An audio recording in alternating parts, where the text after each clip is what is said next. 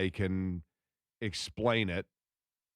But, like around Halloween time, maybe it's the power of suggestion. But around the time of Halloween, like you get that darker, spooky breeze and rustling of the leaves and all that. It feels ominous. Stuff just feels kind of creepy. Like it gets really darker earlier, whatever. It's probably power of suggestion. But there is a certain like hue to the sunlight, the beams, and the blue of the sky this time of year as you transition from late August into September. And I'm aware. I'm sure it's because humidity levels change or whatever atmospherically as you go in towards like the equinox. Yeah, whatever. I'm sure there's a scientific explanation for it. But maybe it's power of suggestion because you know that the NFL season is right on the cusp. College football season is right on the cusp. Kids are back in school, and so summer is basically over. And you know that you're into that like late summer experience. But there are certain things that happen that remind you on the calendar of the fact of this transition. Preseason games, clearly. College football discussion, clearly. To be honest with you, the celebrity softball game, which basically was Pacers and Colts softball game. I'm not saying there's anything wrong with that. I'm saying it used to be that you had people from different walks. There were a couple of girls or women from the Indy Ignite that were there, but for the most part, it was the two professional teams, which is very cool. I will admit, I was somewhat surprised that the Colts participated to the level that they did. I'm glad they did for the sake of fans and for the Colts and everything else and the chemistry between the two organizations. But, there is precedent. There is certainly history of NFL players having big injuries taking place in situations like that. Robert Edwards comes to mind. I believe that was his name, the running back of the New England Patriots that had a devastating season-ending, career-ending injury in a flag football game, those kinds of things. But a good event last night. We'll get into that in just a little bit. That almost has more of a summer feel. There are other things that lead you to know that we are into this transition of season. One of them, from a sports standpoint, that I have always said, and this always happens, there are certain things on the sport calendar that you say to yourself, that is a bucket list item. That is a must-do item. And I think for a lot of people, the Indy 500 is that. I mean, every year I meet people that are here for the race because they've got 5 buddies and they grew up somewhere, and they're like, no, we've just always wanted to do the Indy 500, and so they're there. You get a lot of that. I meet a lot of people like that. And there are other events that takes place. I've always wanted to go to the Army-Navy football game. I've never been able to do it. I watch it, or I don't sit down and watch the whole game, but I pay attention to it every year. And I just think it would be an amazing experience to go see Army-Navy. And right now, there is one of them that is taking place. It is not our lead topic, even though I'm mentioning it right off the top.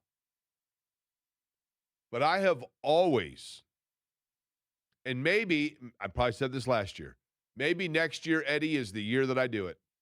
Maybe if I'm still employed, then in late August or early September, maybe you'll be doing the show solo for a couple of days.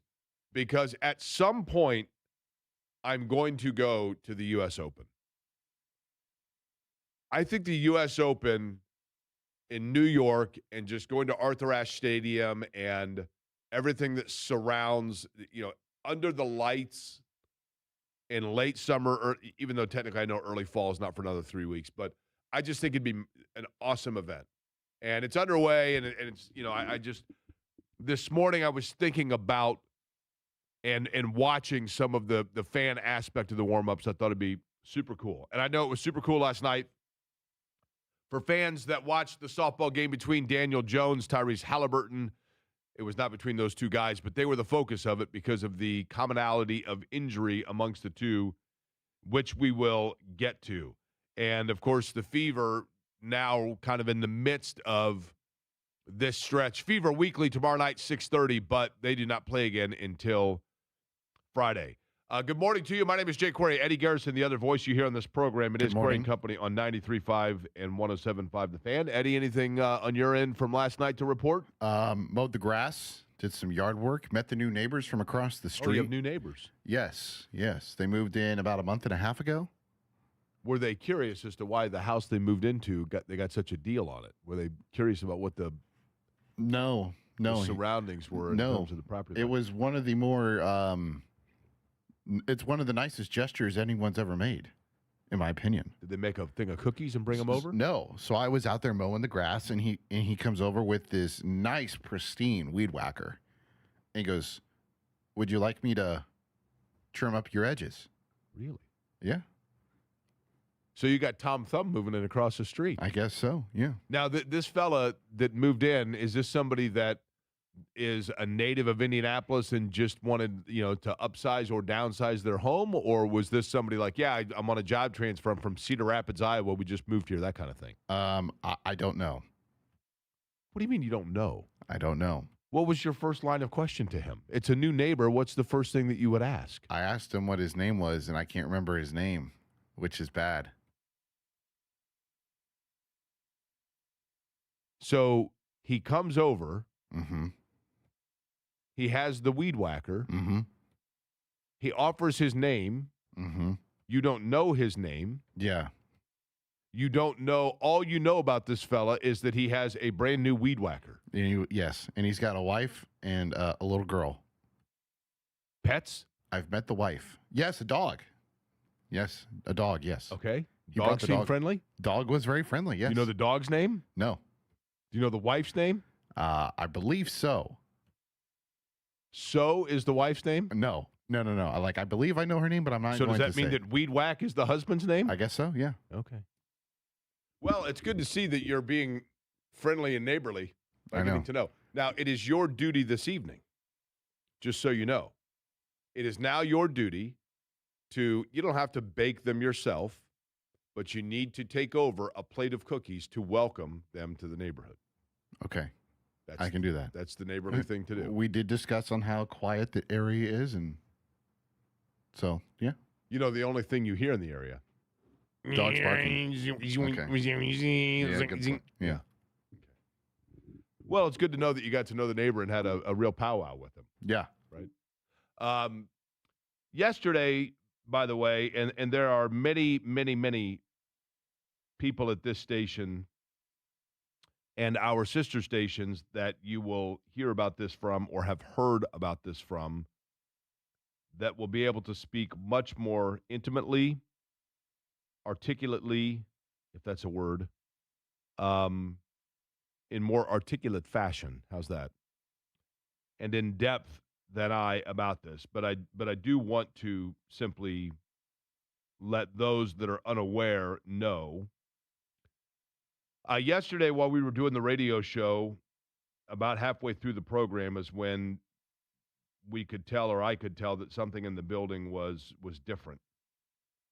And, you can always tell just when you work around people long enough, no matter what line of work you're in. If you are at a law firm right now, if you're in a marketing company, a teacher, wherever it may be, when you are in the same building with people every single day, you all go on to your respective lives between the non-work hours, but then you come back into work, and there are two things that bind you together. One is the common purpose and goal and invested, to a great extent, interest in the betterment of the company and the tasks that are before you.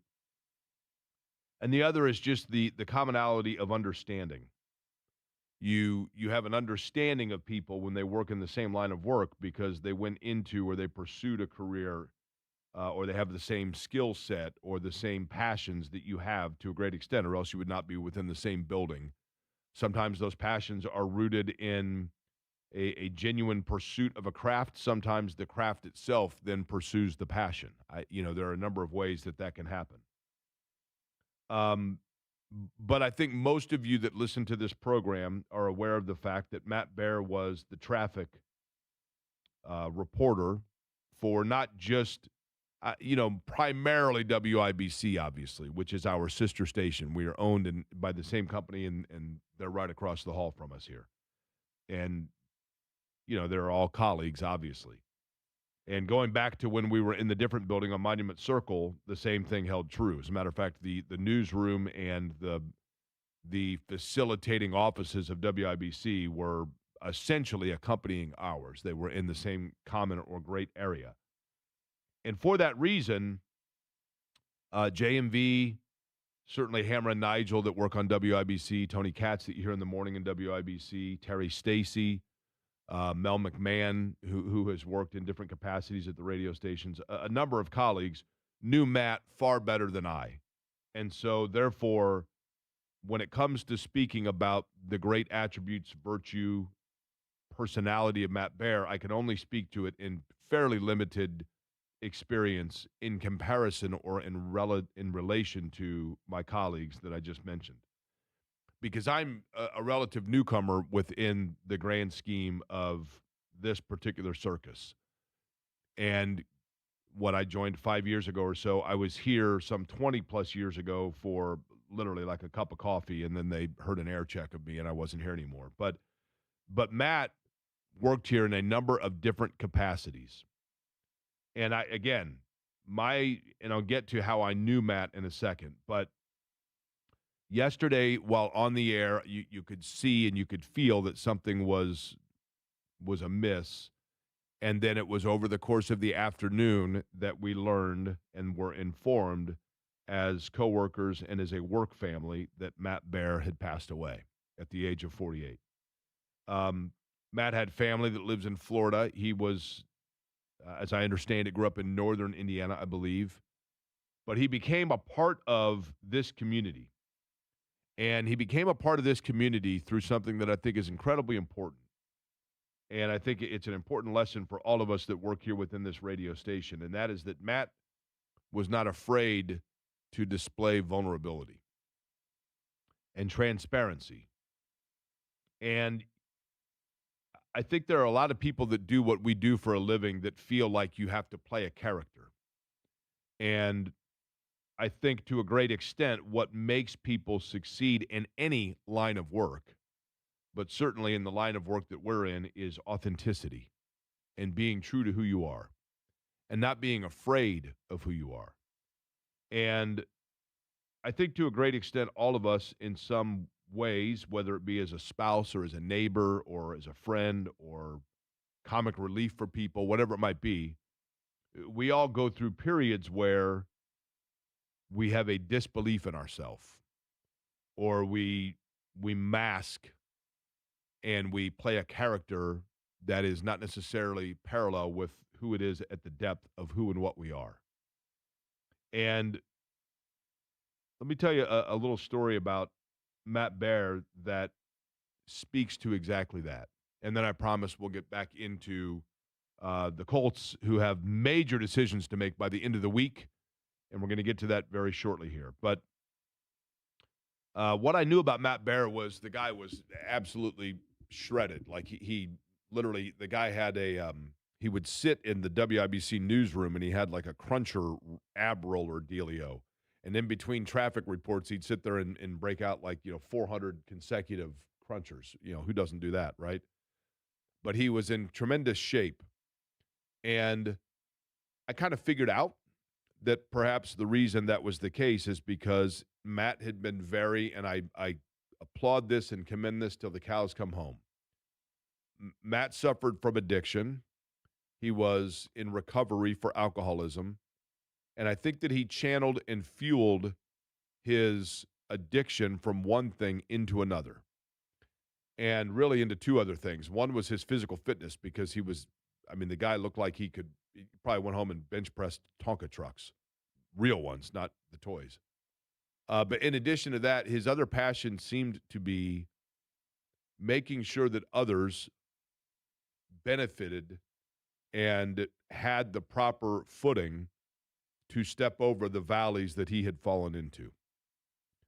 And I think that's the most commendable thing that you can say about somebody else, is that they took an interest to make sure that they did what was possible to make a difference or better the situation or the life of people they didn't even necessarily know because there was value in the lessons that they had gone through.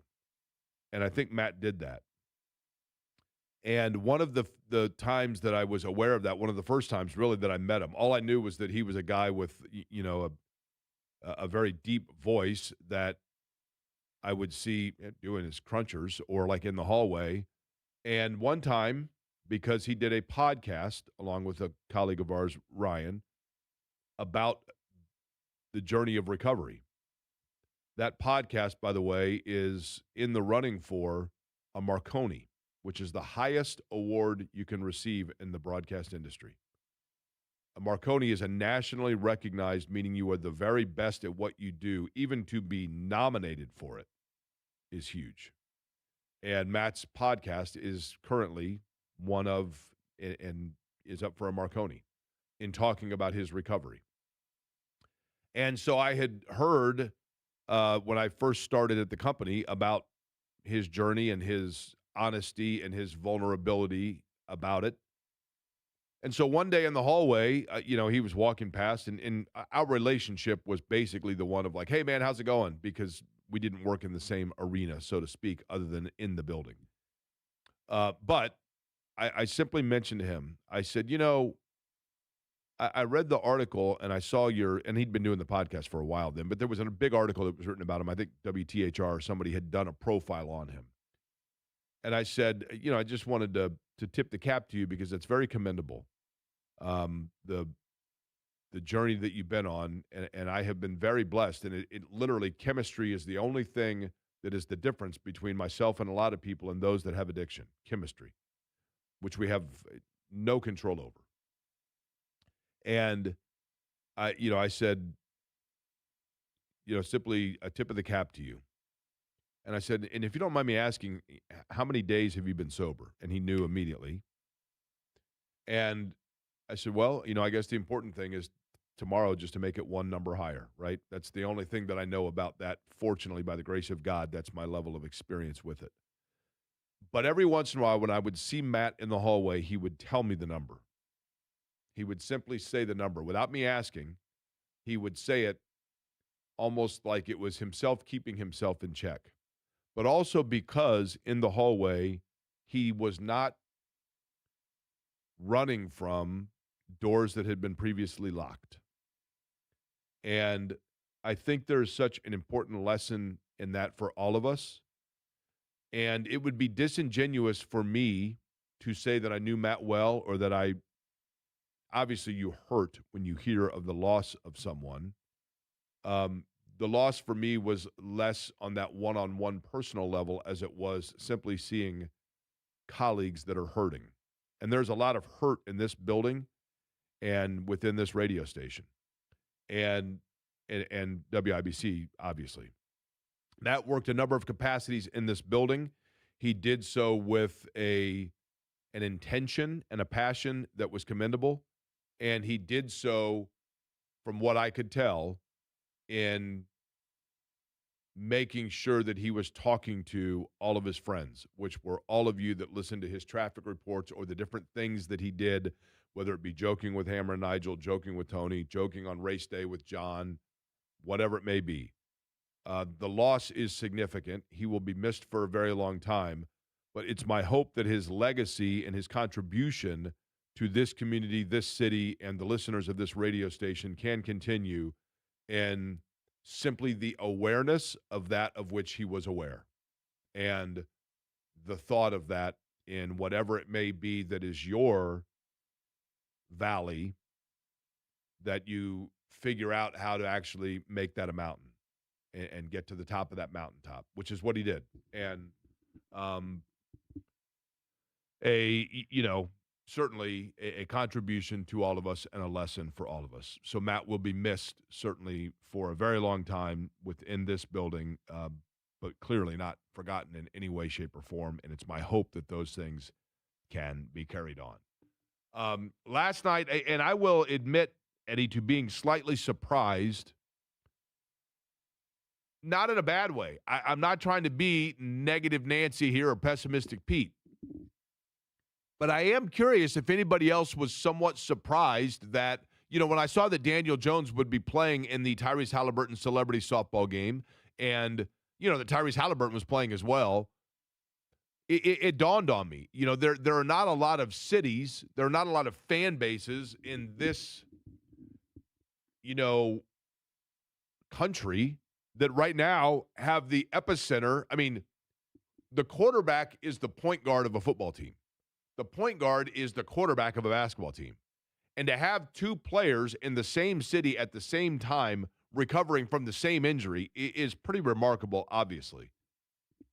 And while I am glad it happened, I will admit that when I saw that Daniel Jones was on that roster for that game, I thought to myself, well, I mean, he's going to be there and probably at an honorary role, but I don't think he'll be running out grounders, right? I mean, he's healthy. Why not? I understood, but he's healthy, but yet he has yet to go back and play in a game, right? You would again, I'm glad. I'm not sitting here saying what in the world was that all about? It did surprise me. I can't be the only one, right? I can't be the only one that was genuinely curious as to whether or not he would be going full through the motions of what we saw. But he did, and that's cool, right? And then later, the Colts said that they would give $100,000 to Tyrese Halliburton's foundation if he was able to, at an at-bat, get on base, and he did so, or the Pacers Foundation, excuse me. So the Colts would give $100,000 to the Pacers Foundation if Tyrese Halliburton could get an on-base, and he did. And so, Halliburton obviously is at a much, and we'll hear from him later in the program, but Halliburton's at a much different timeline in terms of the recovery. Jones's recovery, it is truly remarkable. And again, you don't know, just because the injury was theoretically in the same place doesn't necessarily mean that it was the same level of injury, because we talked about, I'm not a doctor, but where on the Achilles the tear happens, how, I mean, there are a lot of variations that go into it. But last night did look like a great event, and I'm happy that everybody was there and was healthy. And once Daniel Jones goes out and has a bootleg rollout, and once Tyrese Halliburton has a step back three, then collectively, even though the Halliburton injury was before the Jones injury, Jones will have time before Halliburton to put his half of it to bed. But I am happy about the fact that as a city and a fan base, we are close to symbolically being able to move on from a period of waiting for both. I did watch last night the Little League World Series, and I have to admit, for all my travel baseball rants and everything else, I mean, I do enjoy still watching the Little League World Series, partially because it is amazing the pressure that is on the athletes themselves, of these young kids. And then afterwards they're interviewed, and you're like, they are still just kids, man. I mean, and Alabama, Phoenix City, Alabama, home of Dr. Eugene White, by the way, Phoenix City, Alabama, last night advancing over Pennsylvania by using a girl as the pitcher and their star player, right? That's not unprecedented in the Little League World Series, but it was pretty cool. Fear the bow is what they say. Eddie, fear the bow. By the way, Jake, the new Colts rivalry uniforms are out. Remember, we teased this a week ago. Here's the thing. I want you to hold the thought. Holder's going to join us other side, right? Yeah. Stephen Holder's going to join us. He has a very interesting column we need to get to. And as well, I want you to tell me, when we come back, Eddie, you're going to tell me how many colors the uniforms involve. I have not looked at them yet. And I will then tell you the priority order of the colors, which one's the main color, which is the secondary, which is the third, etc. So we will unveil basically via the radio what the new, what are they called? Like the city night? The rivalry uniforms. Rivalry uniforms. Yes. They'll get to play this in all their big rivalry games, right? Of course, you'll be able to see it on our YouTube, where you can watch Jake every single day. You know what's unfortunate? The Arizona Cardinals in the rivalry uniforms, they broke those out and then realized they have nobody to play when they wear them because they have no rival, right? Interesting. There's nobody that considers the Cardinals their rivals. Stephen, thank you. Stephen Holder joins us next.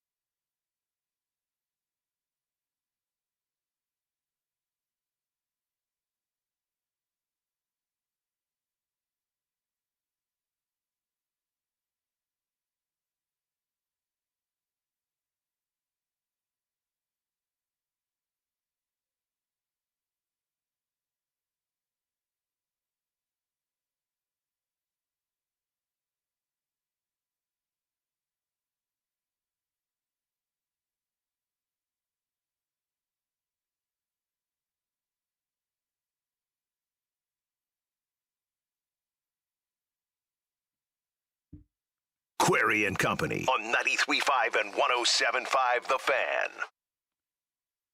Okay, so Eddie, the Colts rivalry uniforms have been released. I thought that was supposed to be at 11, by the way. 10 a.m. Oh, 10, okay. 10 a.m. 11 somewhere over the middle of the Atlantic. Okay, so the rivalry uniforms, please tell me how many colors they are using in said uniform. The total number, not the colors, just the total number. 3. 3 colors, okay. I'm going to say that those colors are royal blue. Or no, Royal like blue? like the Colts blue, the standard Colts kind of royal navy blue. In the past they've used kind of a lighter shade of blue, but I'm going to say they're going the current jersey like the navyish blue, the Colts blue. Is that one? No. Okay. Black? I guess technically 4. Yes, there is black. Okay. I'm going to go with kind of that gray, like a grayish, an off gray look. Yes, that would be correct. White? No white. Yeah. Or wait, sorry. Yes, white. Yes. So I'm missing one? You got the specific type of blue wrong. Okay, so a hue of blue, right? Black, kind of a grayish and white, right? Yes. If you want to look up your screen, Jake, there you go. My screen. Oh, your screen. I better. There we go. Can you see it now? Yeah, this looks just like their night uniforms they did a couple years ago. They still do the Indiana Knights, but the Yeah. Indiana Knights are that it's like a blue as the primary. This is like that charcoal gray color as the primary. Okay. And that's metallic blue Oh, okay. I'm sorry. with a metallic blue helmet as well. Okay. Now, what color? So the horseshoe is metallic blue? Yes. No, the horseshoe is like a gray. Really? They're calling it silver horseshoe. That's the name of the color? Yes. Okay. And then there's the metallic blue helmet, and the letters are or the numbers are metallic blue. Yeah. Okay. Now With white and black. I have a dumb question. Okay. I'm embarrassed to ask because it's such a dumb question. I say that a lot, I realize. In the rivalry uniforms, and I don't even know that I know this answer. Are there games where the Pacers play in the city uniforms, but the other team is in a standard? So, yes, that would be correct. Week 3, when they face the Houston Texans, the Colts will be in those rivalry uniforms, and the Texans will be in their typical road. And then the same will happen when the Colts go on the road twice. I believe it's Jacksonville and Tennessee will wear their rivalry uniforms, but the Colts will wear their away uniforms. So is that what makes this the rivalry, is that you have one of the two that refuses to participate in this little game? Is that is that the intensity of the rivalry? This rivalry is such that if you want to know how big a rival the Texans are, they refuse to participate in the rivalry game. Is that what this is? Joining us now, and I'm sure thrilled to be doing so based on that conversation, he is with ESPN.com. He's on the Schwab Men's 2-in-1 hotline. He is Stephen Holder. Stephen, your thoughts first off on the big rivalry uniforms. Well, I haven't seen them, so I have no thought. What's going on there, Eddie? No. Can you hear me okay? I hear you now, yeah. I don't know if you know this or not, but we've got a chipmunk that sometimes steps out that runs everything, and he was on a lunch break. He's back. So, yes, your thoughts on the uniforms. I have chipmunks literal chipmunks living under my deck, and my wife's greatest fear is that I'm going to leave the back door open and one is going to get in the house. To which I say, it's a damn chipmunk. What's he going to do? I think they're kind of cool. It's harmless. Yeah, I think they're cool. I know. I actually am fine with that, right? So anyway, the uniform. So I'm driving, so I haven't seen them yet. I am very interested, though, to take a look after this long discussion I just heard. And you might be shocked to hear this, Jake, but a part of me thinks you might be overthinking this just a little bit, but I don't know. That's just me. No, but I don't know. Are you saying I'm the classic overthinker? Yeah. I think there's probably a picture of you in the dictionary next to the word, but other than that, you're not an overthinker. Well, my last name means question, so I question everything. Now, that's true. Here's the thing, Stephen. Was it overthinking by me? It's a moot point now, but there was a part of me that had a curiosity as to whether or not Daniel Jones, for example, was actually going to fully participate in last night's softball game. Look, right. We've already seen him playing in full practices in an NFL standpoint. I get it, right? But it seems like still the bubble wrap would go on from time to time. I was a little surprised by that, and it was cool, but I was a little surprised. Am I way overthinking that? No, I actually was a little surprised too. I mean, who knew he was Albert Pujols? Right. I mean, basically. Yeah, he hit a homer over left, right? Right. I mean, what a monster too. It went at least 150 feet. I mean, it was pretty impressive. But anyway, in all seriousness, I was a little surprised. I mean, look, he wasn't going hard. Let's be honest. Like he was jogging, and I wouldn't say that he exactly like put his entire body into his swing or anything. But yeah, I mean, we occasionally see these things take a turn for the worst and somebody do something stupid and get hurt. You know, it would not be unprecedented, right? So given all that's happened with him, did I think he'd be out there? No, I did not assume that he would be out there. No. Okay, speaking of be out there, let's get to this, Steven. I know that you have put out now what you believe that the 53-man roster will be.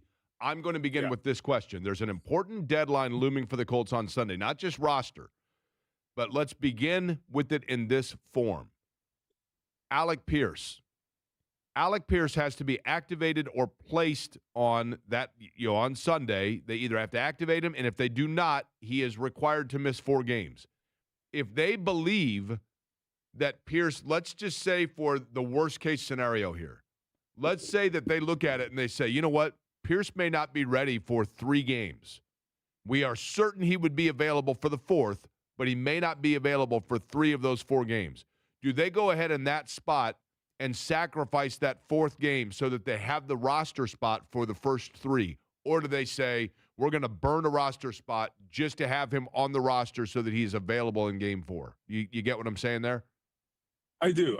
So I would start by saying this. Look, I don't think they'll be able to have that kind of specificity with determining where he's at. But that being said, if there is some ambiguity, and that's fine if there is, but if there is some ambiguity, I still think he is close enough that I feel very strongly he's going to be on the 53-man roster this weekend.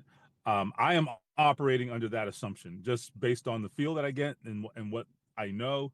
I mean, we don't quote know anything, but just from what I have heard and been told, I expect that he will be on the 53-man roster. I think there's a chance he gets back out there at some point this week, but we will see. They get back to practice here in a couple of hours this afternoon, in fact. When you look, Stephen Holder, ESPN.com, he's on the Swabman's 2-1 hotline, and he also uses specificity. Is that, am I saying that right? That's, yeah. I know, obviously. Obviously, well, I was the 1991 WJEL tongue twister champion, to be honest with you, but specificity was not one of the words. And then ambiguity, which I go with guity, you go with gooty. That's cool. Either way works. But to use both of them in the same sentence, very commendable. But Stephen, listen. You are talking to the 2nd grade spelling bee champion at Miami Lakes Elementary. Okay, so you just understand that. Okay, hang on. Are you trying to hurt me? I was the Allisonville. No. I was the Allisonville Elementary School spelling bee runner-up in 1984, and I got completely. It's still under appeal. Jody Shear had to spell car hop. Car hop. That was what she had to spell to win. Car hop. Right. I want to know what word did you win with? Jake, this was 40 years ago. I don't know, man. It literally was like 40 years ago. I don't remember. I just know I won. And my teacher, when I came back, 42 for me, and I remember. I mean, hey, I do remember my teacher, Mrs. Reed.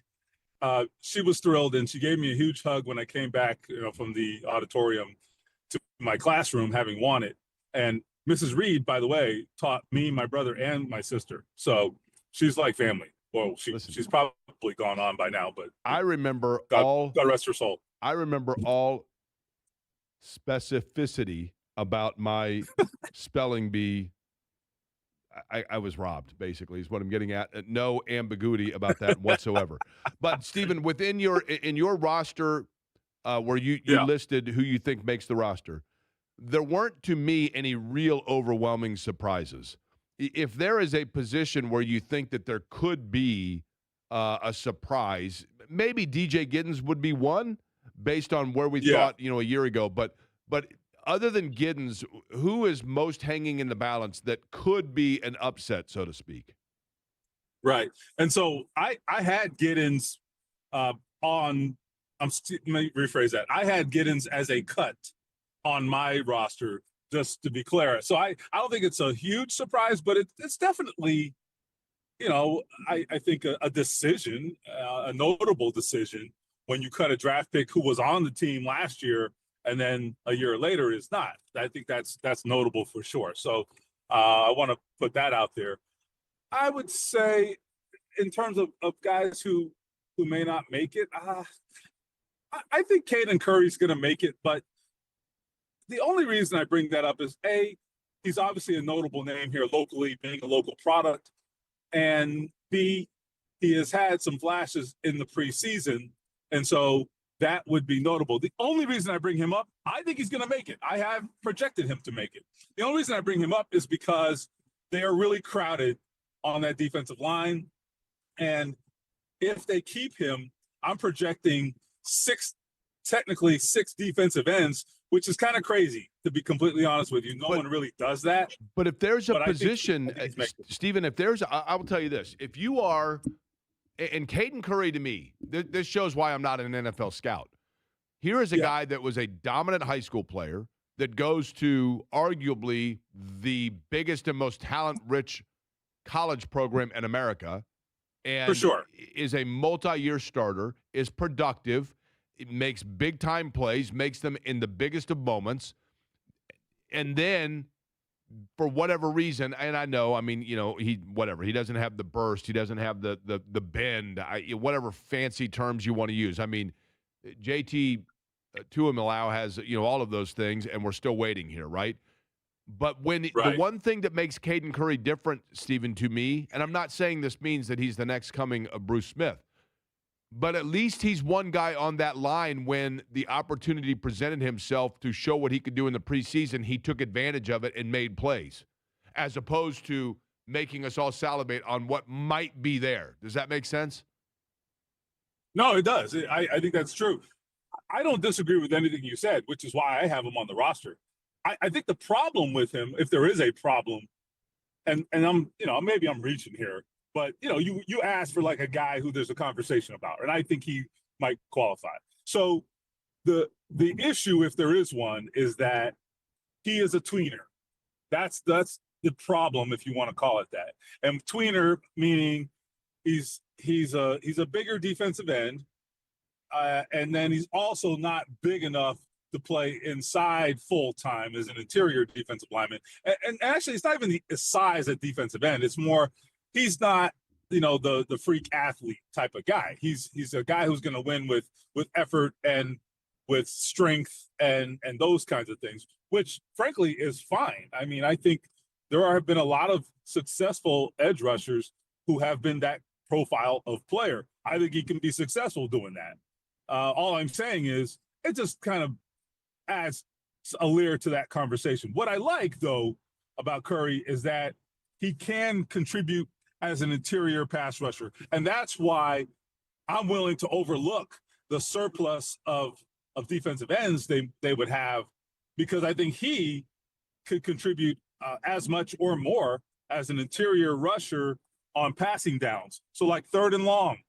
I don't want Grover Stewart in there necessarily. I want a guy who can maybe, penetrate and chase the quarterback. So I think that is where he can have some value. And that's where I think he showed his value in the preseason. Speaking of Caden Curry. Listen, if history tells us anything, it's that if you are a line or end player defensively for the Colts under the Chris Ballard tenure, you're going to get your chance because, man, they literally – it is like a car wash of just cycling through guys that they are desperately waiting to find out the one that can be the guy, right? Yeah. I mean, and I'll say this, too, for Caden Curry, and this actually is another Ohio State player. Tyquan Lewis he just kept getting re-signed for the Colts like every year, right? He'd be on these 1-year contracts or 1 or 2 year contracts for the latter part of his career. Why'd they keep bringing him back? Because he filled a role, flexibility. It's like wherever you needed him, they could put him, and he would give them good snaps. He wasn't going to be Von Miller in his prime. He wasn't going to be Myles Garrett, but he would give you quality snaps. And if it was 10 snaps or 30 snaps, he was going to give you quality play, and you could use him at different spots. It's kind of like the inverse of what you talk about on the offensive line. You need the same thing there, right? And so I think this is very similar to that. I like Caden Curry in large part for that reason.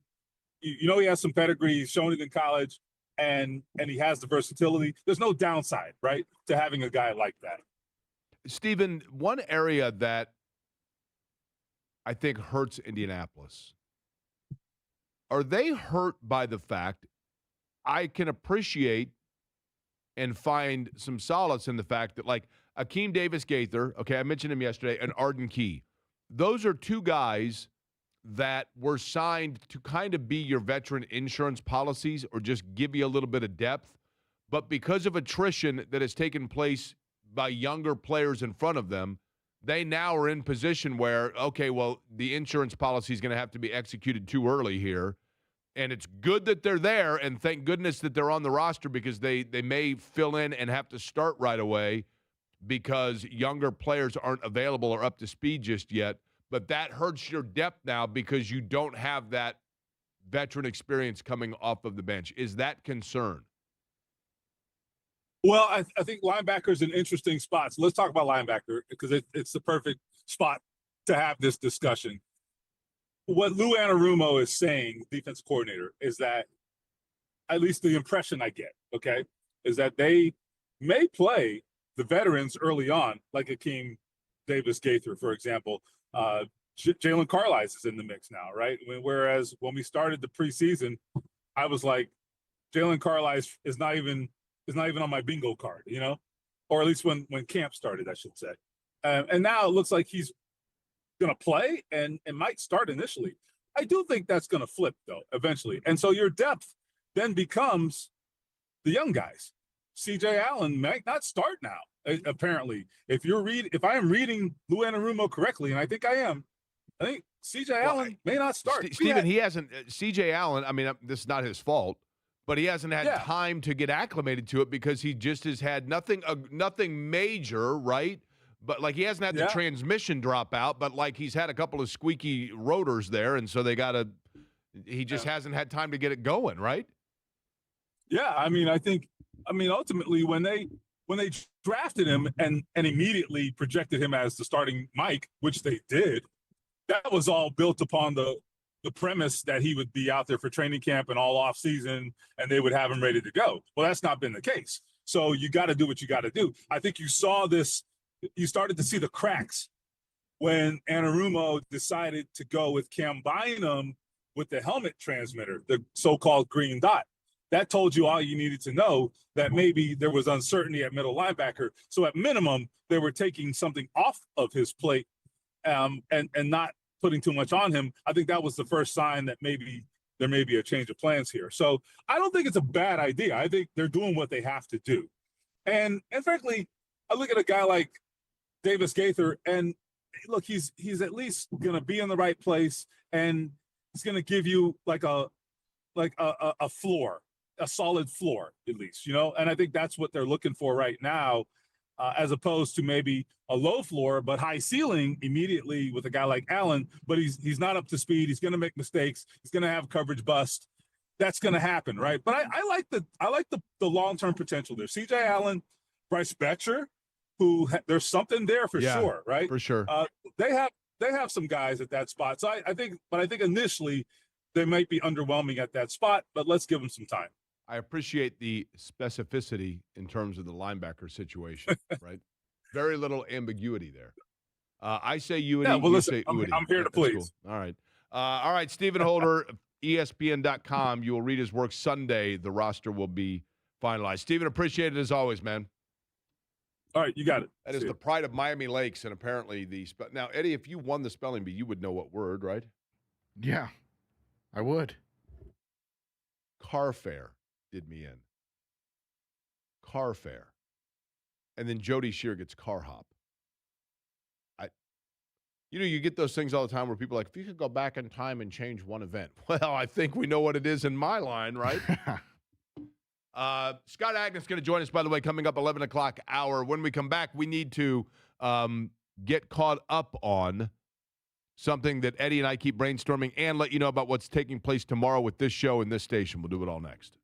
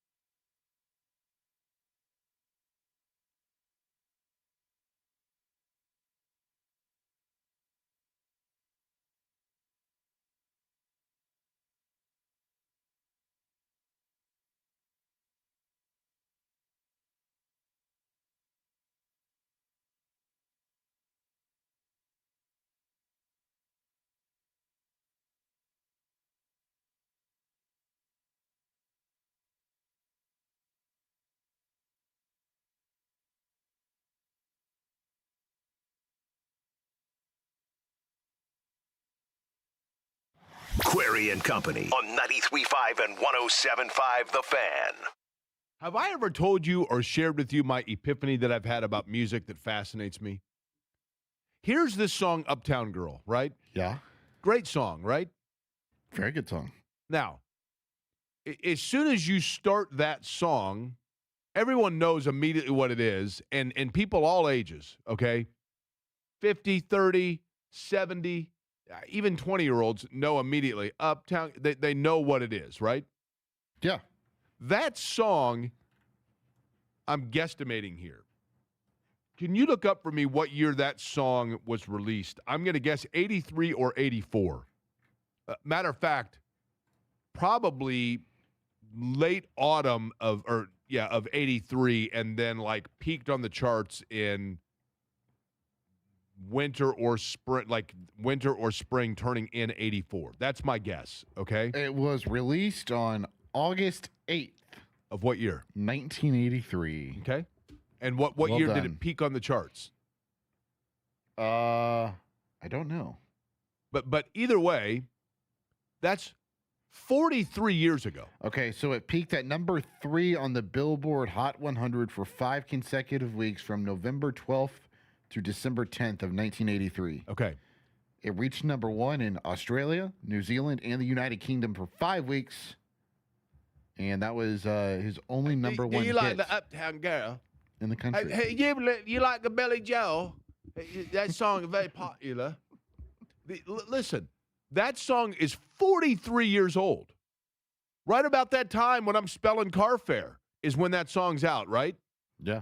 And yet, Or misspelling carfare. correct. And yet, you go in anywhere, you walk in through a Kroger, and you hear it overhead, and everybody knows it. And you're going to get a chance to hear that overhead at a Kroger tomorrow with us, and we'll get to that in a second. And it's 43 years old. However, and I know that the war is a major factor here, okay? But I was around in 1983 when Uptown Girl came out. Nobody was walking around bumping to Glenn Miller. There was no music. There were no movies. There was very little in 1983 that was mainstream part of the American culture from 1940.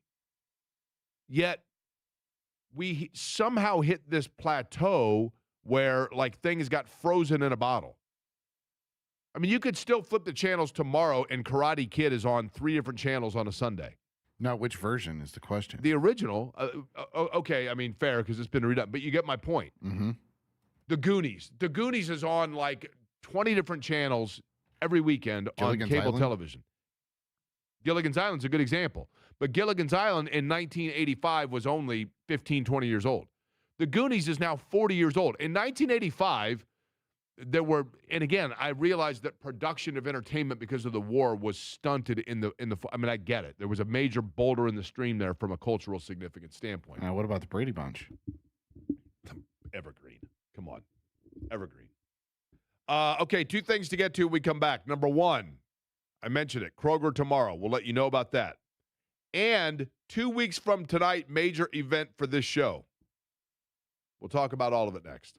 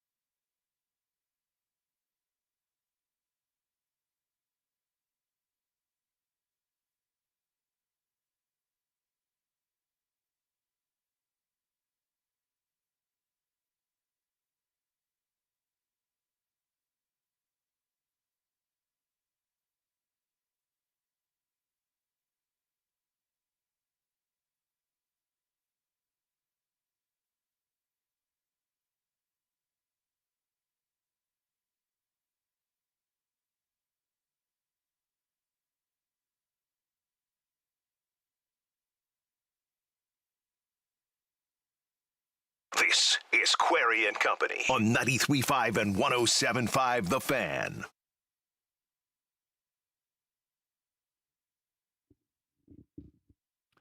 This also 84, right? 83. What month in 83? No idea. How do you know it's 83? I just searched the top songs from 1983. I think this actually was, and there were so many great songs in 83. 83 was unbelievable. If you pull up right now the top 10 songs of 1983 this week, I guarantee, we've done this before I realized, but it's unbelievable. I've got the year-end Hot 100 singles. We can drop them in throughout the rest of the show if you'd like. Total Eclipse of the Heart ranking at number 6 at the year-end of 1983. I'm guessing number 1 has to be Every Breath You Take, right? Oh, we'll have to find out, Jake. I'm just saying. Okay. Couple of news and notes, and good morning to you. My name is Jake Query. That is the voice of Eddie Garrison. It is Query Company here on 93.5 and 107.5 The Fan. Colts final cut day coming up because they have to have the roster finalized by Sunday. The big question with that is going to be that of Alec Pierce. Does he start on PUP? And if he does, or on the shelf, as we call it here. I was about to say, you got to remember it's, on the shelf. OTS. Because, again, if you're new to the program, we have... Where have you been? An understanding and an appreciation for the sensitive nature of saying that any man is physically unable to perform. So we just go with on the shelf. We're sensitive like that here within this company, truth be told. But if they place him on or keep him on the list that he's on, Alec Pierce, then he is required to miss 4 games. So if they feel, you know what, he may miss 2 or 3, then they probably go ahead and put him on the active roster, even though they know he will be inactive for the first couple of weeks. And then if there are areas where, there's somebody that is right on the cut line that they could lose, that will be an interesting thing. The other thing to keep in mind as this develops in terms of their roster is the fact that we have seen this before. There may be a player or two that you get excited because they make the roster, and then it turns out that, no, they didn't make the roster because they waited and saw that somebody else was released elsewhere. They acquired that player off waivers, and then, boom, 51, 52, 53 are let go. Or do we see something like the Patriots and the Texans yesterday where Kayshon Boutte is unhappy with how his role was going to be in New England after, showing some promise last year? They go out, they bring in Romeo Doubs, they bring in A.J. Brown. Is there a player out there that could be on the verge of getting cut? And the Colts are like, that's a position of need, and we don't know if we will to get him on the waiver wire, so we'll trade whatever. Will Mallory, right? One of the kickers. I mean, they're, as Steven talked about, defensive line, they have a lot of players, but I think there's a lot of interchangeable on defensive line. I don't know that you have necessarily the cast system that you have at other positions. By the way, you're wearing that is a Bengals hat with a Reds C that looks like a Bears hat, right? It is the Reds C logo, yes, with the Bengals stripes. What's the difference between the Reds C and the Bears C? I would have to look at them side by side. The Reds C has more of the little pinch midway through it, right? Like it's more of a pincher, and the Bears C is round all the way through. Is that right? There's a point on the back part of the Reds C. There's a point on the back for both. Okay. See, you've never noticed this before, have you? That the Bears C and the Reds C, other than the parting of the Reds C, I believe they are the same. Okay. Just different colors. See? You've never noticed this before, have you? No. It looks like you're wearing a Bears hat. People are going to look at that and think you're wearing a Bears hat, for what it's worth. So, tomorrow we will be at the Kroger in Noblesville. And this is all part of the efforts, along with the American Red Cross, this radio station, to assist with Hoosiers that are in need after of course, the floods that have, and again, folks, I think it's easy because you look outside at the weather the last couple of days and you think, oh, well, that's all taken care of. The water's receded and we're all good. Au contraire. I mean, you still have, even if the water is gone, the devastation that it leaves behind, the damage, the water damage, the mud, all of it, the loss.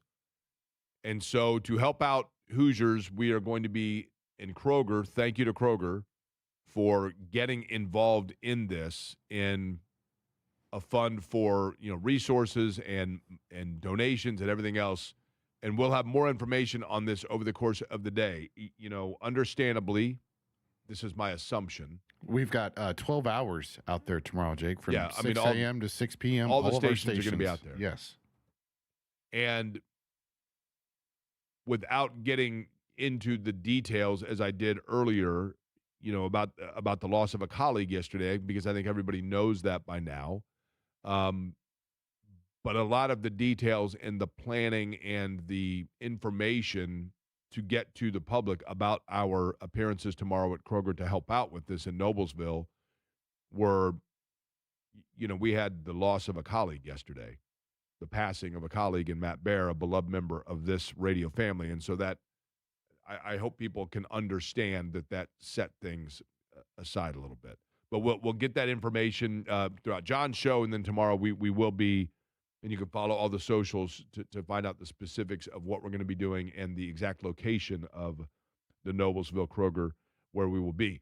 2 weeks from tonight, between 6 and 8, we will be at the, I believe, Greenwood Chicago's Pizza doing our fantasy football draft. Correct, Eddie? That is correct, Jake. We finally just settled on a date. This is going to be on the eve, and I like doing it this way, to be honest with you. I know there are a lot of people that are probably like, man, that's awfully late for a fantasy draft, but the reality is this way you kind of know who's in and who's out. We'll know if Ashton Genty is going to be ready for week 1 or not. Right. I mean, you see a lot of that.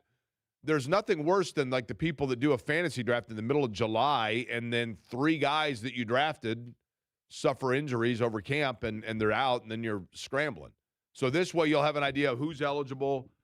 We are going to do how many players in our league, Eddie? That's the big question. There's going to be 12 people in total. Okay. 9 listeners. 1 spot reserved for you. 1 spot reserved for me. Okay. And then 1 spot reserved for our folks at Chicago's Pizza. Correct. Okay. And then so 9 open spots. Correct. And then you get to, with your non-ambiguity, get to come up with the specificity of how you're going to select those 9 between now and Would then, it be correct? specificity or would it be the specifications? Very good point. Probably the specifications, right? Yeah. So you're going to figure out how exactly we're going to do that, right?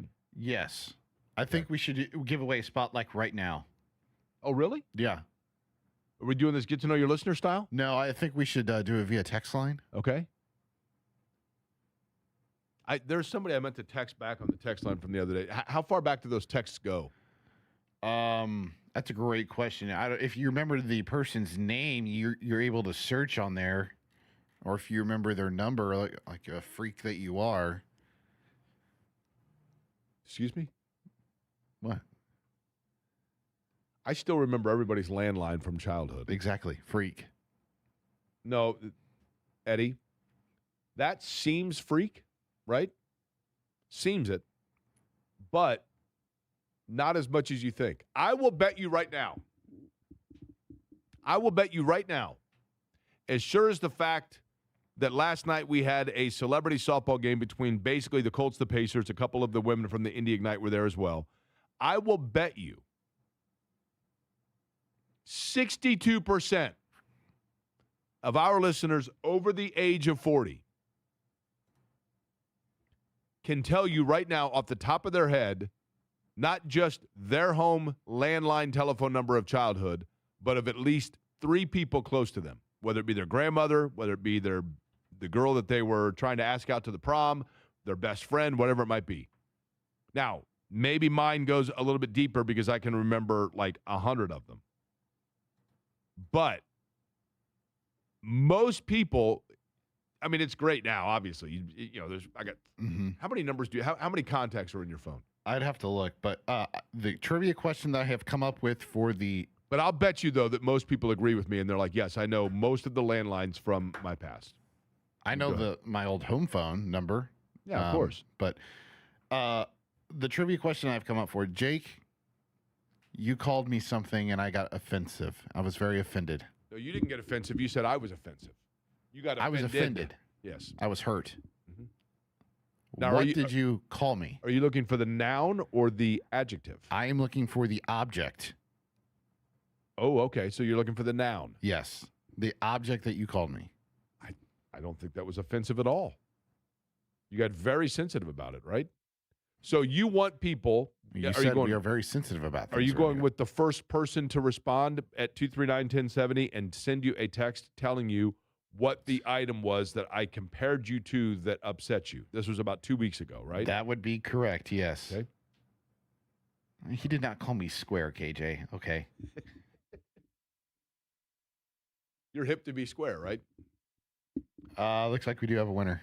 Already, huh? Yes. Nathan Canavan was first. Now, Eddie, what you needed to clarify is this, and you'll have to ask Nathan to the specificity of this. Please only respond if you are able to in person be at our draft. Now, this draft is going to be open for everyone to come and enjoy Chicago's pizza. We're only going to be able to provide a couple of pizzas. You're probably going to have to buy your own dinner there, but you get the family meal deal, 2 medium, 1 topping pizzas and a fresh order of breadsticks for just $25. Or if you want, you can just enjoy the salad bar. Salad bar also, excellent option, right? So get yourself a draft beer. Diet Coke's perfectly sufficient, right? At Chicago's 2 weeks from tonight from 6 until 8 p.m.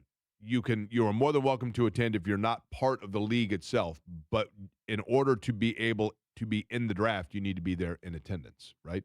Yes. Now, I do have a question. The answer I was looking for... For this purpose, is any beer that is consumed a draft beer? That's a good point. Great point. Mm-hmm. Nathan Canavan was first with the fire hydrant, but Colleen also with the correct answer. A stout teapot. Did I call you a stout teapot? You did. You called me both things. I don't think either one of them is offensive. Does Colleen also get a spot into the fantasy league for being correct? I think both of them should have the opportunity to. Colleen in particular, because we know this much without hesitation.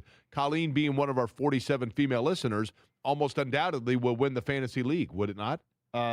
Yes. Nathan says he's in. He will be there. Okay. 6 p.m. draft time, right? What time we should say arrival? We didn't, I guess. I think we'd like to hobnob. I think if people are there by 5:45, is that enough time for you to hobnob? Oh yeah, I'm an excellent hobnobber. And you're that doesn't come off the right way, does it? I am very folksy. That's the one thing people say about me all the time. They tell me I'm folksy. Last night at the celebrity game between the Pacers, basically, I say the Pacers and the Colts, the teams were intermixed, right? And, the Pacers Foundation benefited from this. The Colts giving a $100,000 donation to the Pacers Foundation, which is fantastic. And this is something that had gone by the wayside a little bit in Indianapolis, and I'm glad, obviously, that it was back. It was very cool and very fun. And it was a great evening. It was beautiful. And I do think that there have been at times a subtle, not overt, but a subtle rivalries, the wrong competition between the two franchises in town for your attention, truthfully. Like two kids that are both trying to become the favorite. And I think there has been an element of that at different periods, not necessarily right now. And to see the camaraderie between the two, the reality is there are only so many people in Indianapolis that can understand, appreciate, grasp what all goes into being a professional athlete. And in the case of Tyrese Halliburton and Daniel Jones, you have to think about the fact of the mental aspect of it all. So much of sport physically speaking, is about exactly that. The physical aspect of getting your body right, getting in shape, eating right, having the proper energy level, fueling your muscles, all of those things, the science of it all. But the psychology of it all is a huge aspect. And the psychology of it comes into play when a player suddenly is having to come back from injury. You know, we will forever think about and never get out of the visual of Tyrese Halliburton banging the floor in Oklahoma City. And I talked about it the other day. Part of that exasperation was Tyrese Halliburton knowing that he had gambled by going one more game on the lower leg injury and lost. Didn't lose, but the worst fears were there. And they were going to win that game. And I hesitate sometimes to say that because it makes it sound like I'm putting a blame on Tyrese Halliburton as to why the Pacers did not. They're not in that situation without Tyrese Halliburton. They're probably not in the finals without. They're probably not in the Eastern Conference final. I mean, his heroics in that playoff were epic. So the disappointment was for Tyrese Halliburton as much as it was for this franchise, this city, this fan base. But I think so much of it, too, is the psychology of it. I am not a professional athlete. Most of you listening to me right now are not professional athletes. You're weekend warriors. But when I had a significant medical episode, the psychology was really hard. And the psychology was hard because I remember the frustration and the almost perceived internal weakness of the fact that forever, I'm very fortunate, simply by the grace of God here, but forever when I checked out like at the doctor's office and it said, do you have any of the following medical ailments? I could just scroll all the way to the bottom and hit none. I had a cavity once, whatever, right? And so to know then that I no longer had that clean record was really difficult. And it made me begin to wonder if my body was not in the pristine nature that I had always felt that it was. And I would assume for an athlete, it's the same thing. You have gone through your career, and yes, you've had injury here and there. But when you have a ruptured Achilles, I mean, that's a major injury. It makes you feel fragile. And it gives you hesitation even beyond when you see that you're healthy. Even when the doctor tells you to push. There is a PTSD that comes with that. And for the first time in your career, in your life, whether you're an athlete or just an average Joe, you feel that caveat. And for Daniel Jones and Tyrese Halliburton, again, if you were the quarterback of an NFL team, you're the point guard of the team. If you're the point guard of an NBA team, you're the quarterback of the team. And for those two guys to be in the same city, and I don't know how much relationship they've had before, but for those two guys to be in the same city and going through essentially the same injury. With Halliburton, it happened first. Then Jones gets hurt. And so the question did arise to the point of, hey, Tyrese Halliburton, did you talk with Daniel Jones, and just what sort of understanding was there between the two of you about all of this? And this was his answer. Yeah, we talked. We talked a good amount. Obviously, we have the same surgeon, so it's interesting. Like, he got hurt very much so closer to now than I did. And he's coming back earlier. It's just how the schedule worked out. So I'm really excited to see how everything pans out for him. And I know he's going to do great, and I'm really excited that he's back. And I know the city is as well. So we've had a few conversations. Helping. I'll be an ear as much as I can. So we've had some great combos. Now, the other question is, again, Achilles injuries are different depending on how high up or how low it can take place. I'm not a doctor, but there are different the blood flow, the access to the repair ramp, if you will, for an Achilles. It is different from each player to the next. But one would assume, Tyrese Halliburton, that you kept an eye on the recovery timeline of Daniel Jones, and perhaps Daniel Jones did so as well, the timeline of Tyrese Halliburton. But in terms of getting back out into competition and at full bore practice and things we can see, it is Daniel Jones that got the first opportunity to show what he could do, and Halliburton was a very, very curious spectator to it. With the Achilles, the recovery, there's a big difference from 9 to 12, 12 to 15. That's what I've heard from everybody. And even I, at 9 months, I felt like, hey, I could probably play. But even where I feel now is completely different than I did 9 months ago. So he doesn't necessarily have the benefit of that. He's at 9 months now. But I'm very curious to see how he feels in 3 months. Obviously there's less movement in his position than what I do running, more. But I'm excited to see. I know he's going to be great. I know he's going to do awesome, so I'm excited to see. I think that there has to be, for Halliburton, a natural curiosity and probably somewhat of an inspiration, which is unique because it was Halliburton that began the recovery first. It is Jones that begins the playing first. And he is correct. It is a different range of motion. I think to an extent, if you had to pick one of the two, it would be Halliburton's style of play or what is requested of his Achilles that is more aggressive than that of what Jones will encounter because of the lunge forward, step back, that sort of a thing.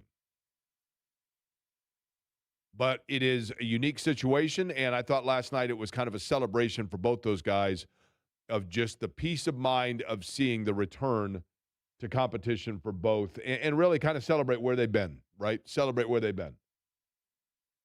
Like I said, I was a little surprised that they both were going full bore. Not for their standpoint, but for the organization standpoints that they may not have said, hey, you can cheer from the sidelines. But, at some point, to your point, Eddie, if you're healthy, you got to go. If you're healthy, you go out and show it. Yeah, especially when you get on the field and in a competitive setting, sometimes you forget. It's like, I got to run this out. I was up last night, 3:49 in the morning. I finally threw in the towel. Eddie, I have a question for you. All of us, you try to get more in tune with things of that with which you're unfamiliar. And I've decided, based on sport current event, that it's time for me to get more in tune with something that I've been rolling my eyes at forever. But there's one area where I just can't get it to stick. And so I need your help, and I have a feeling that your help is going to be totally worthless. I don't think you're going to be able to help me in this, even though I need you to help me in this because you fit the demographic of those that might be able to help me, and so maybe listeners need to help me. But I'm going to explain it all to you and ask that you not get offended as if I'm calling you a fire hydrant when I say that you might be worthless in your opinion. And Scott Agness is going to join us about 35 minutes from now. We'll talk about last night. Chris Keevers, head coach of the Indy Greyhounds, just over an hour.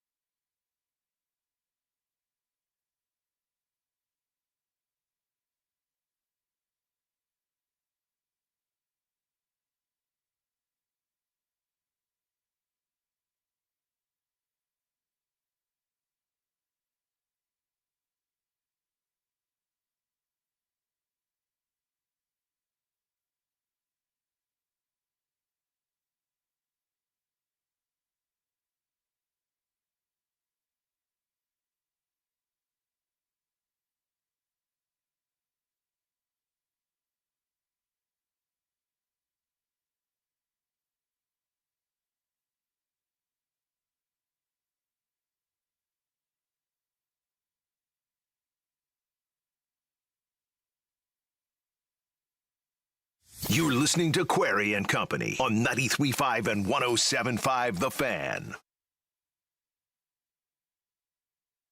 Okay.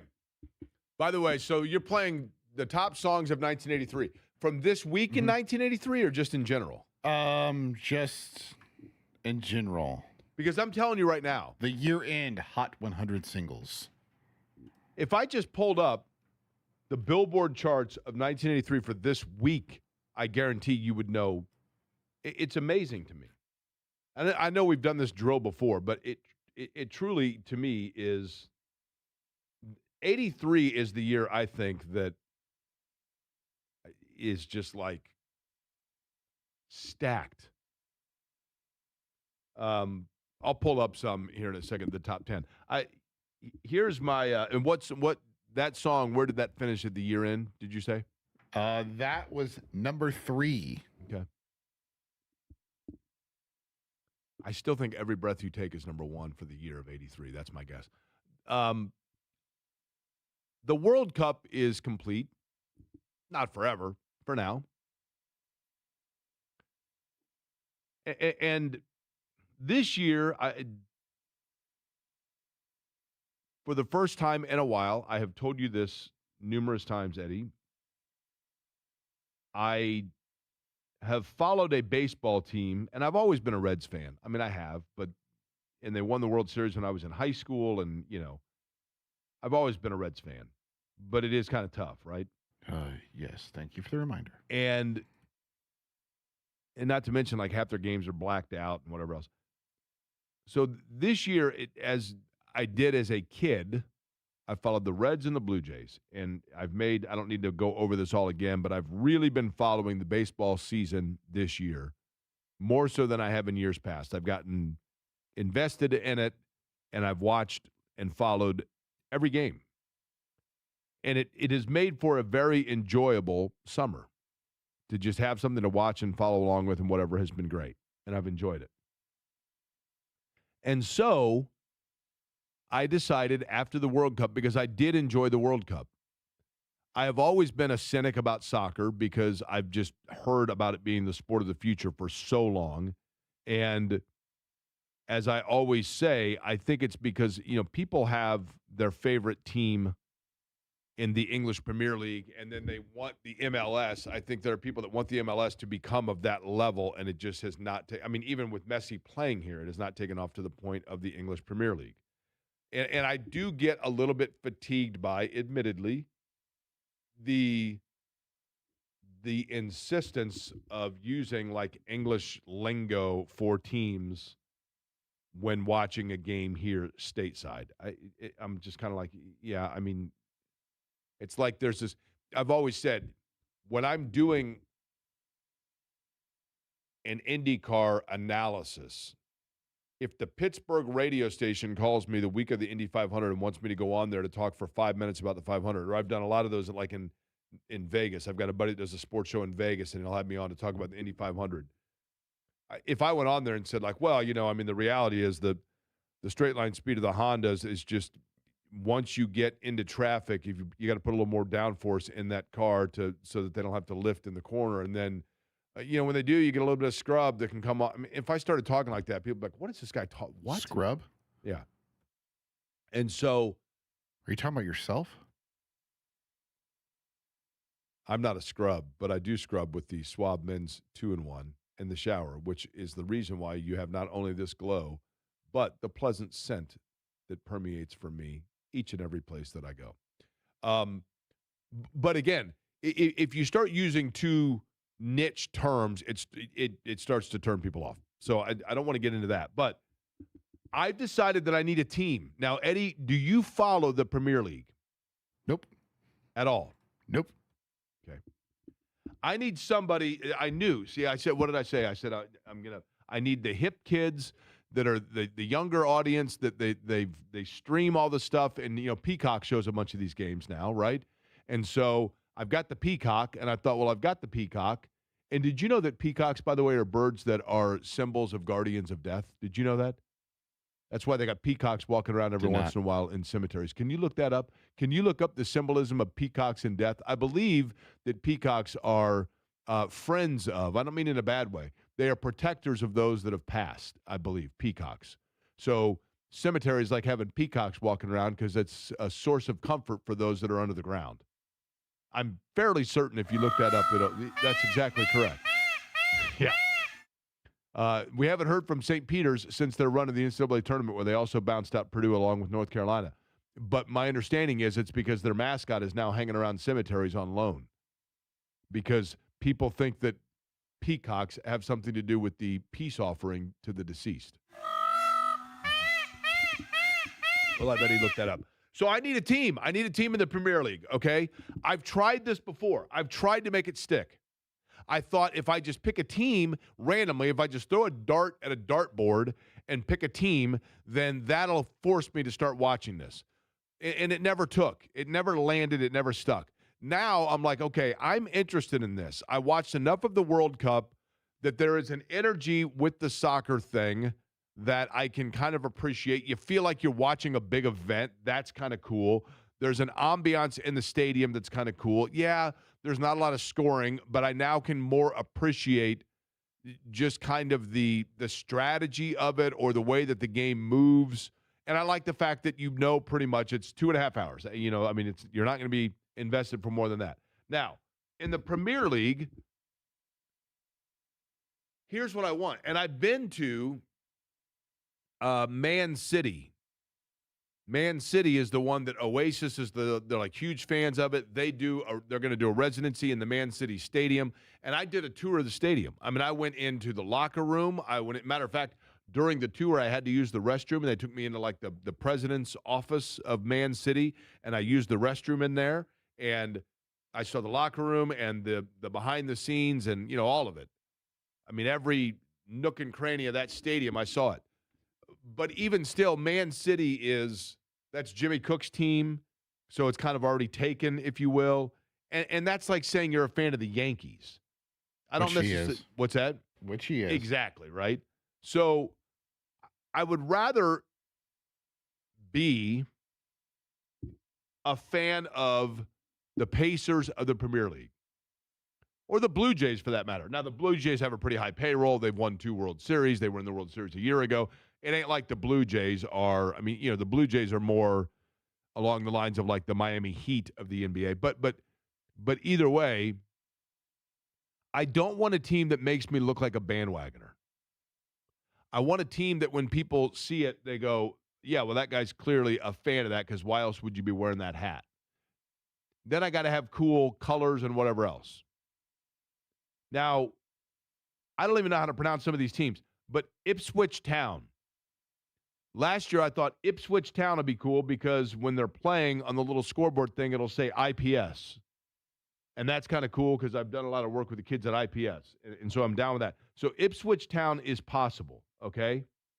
I do kind of like Man City's logo and color scheme, but too bandwagon for me. Newcastle United, like that because I like Newcastle.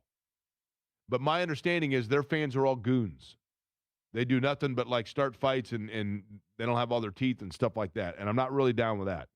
And I like that. Jamie Tartt's dad? Huh? Jamie Tartt's dad? Yeah, like kind of, yeah. And not Nottingham Forest. I like the sound of Nottingham Forest. But then again, that Robin Hood fella runs around in tights. That's not really my style. But they do have cool colors. Crystal Palace sounds cool, but then it sounds like it would be like an offshoot off the strip casino in Vegas somewhere. Man U, that's too obvious. Tottenham, I don't know what the deal is with Tottenham, but all these people are fans of Tottenham.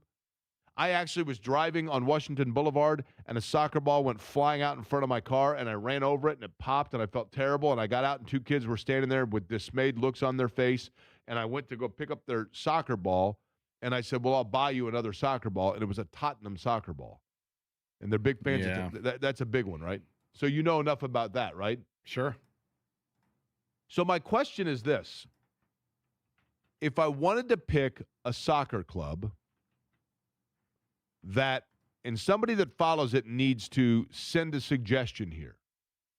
I want one that has a good fan base, not an I don't want Ohio State fans, okay?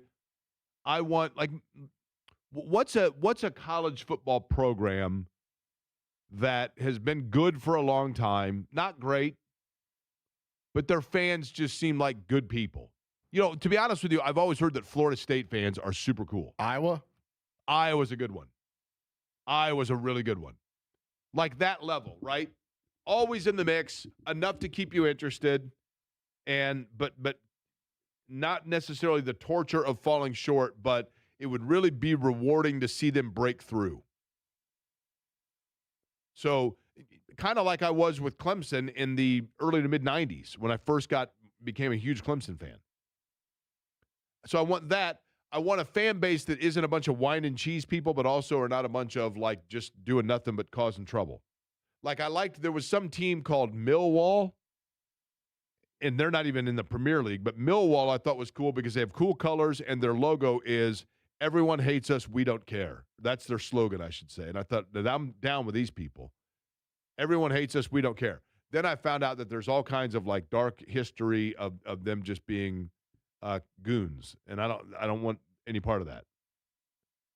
Somebody said you were describing Liverpool without saying Liverpool. Okay, and I've been to Liverpool. I've been to the city of Liverpool, and I like the Beatles.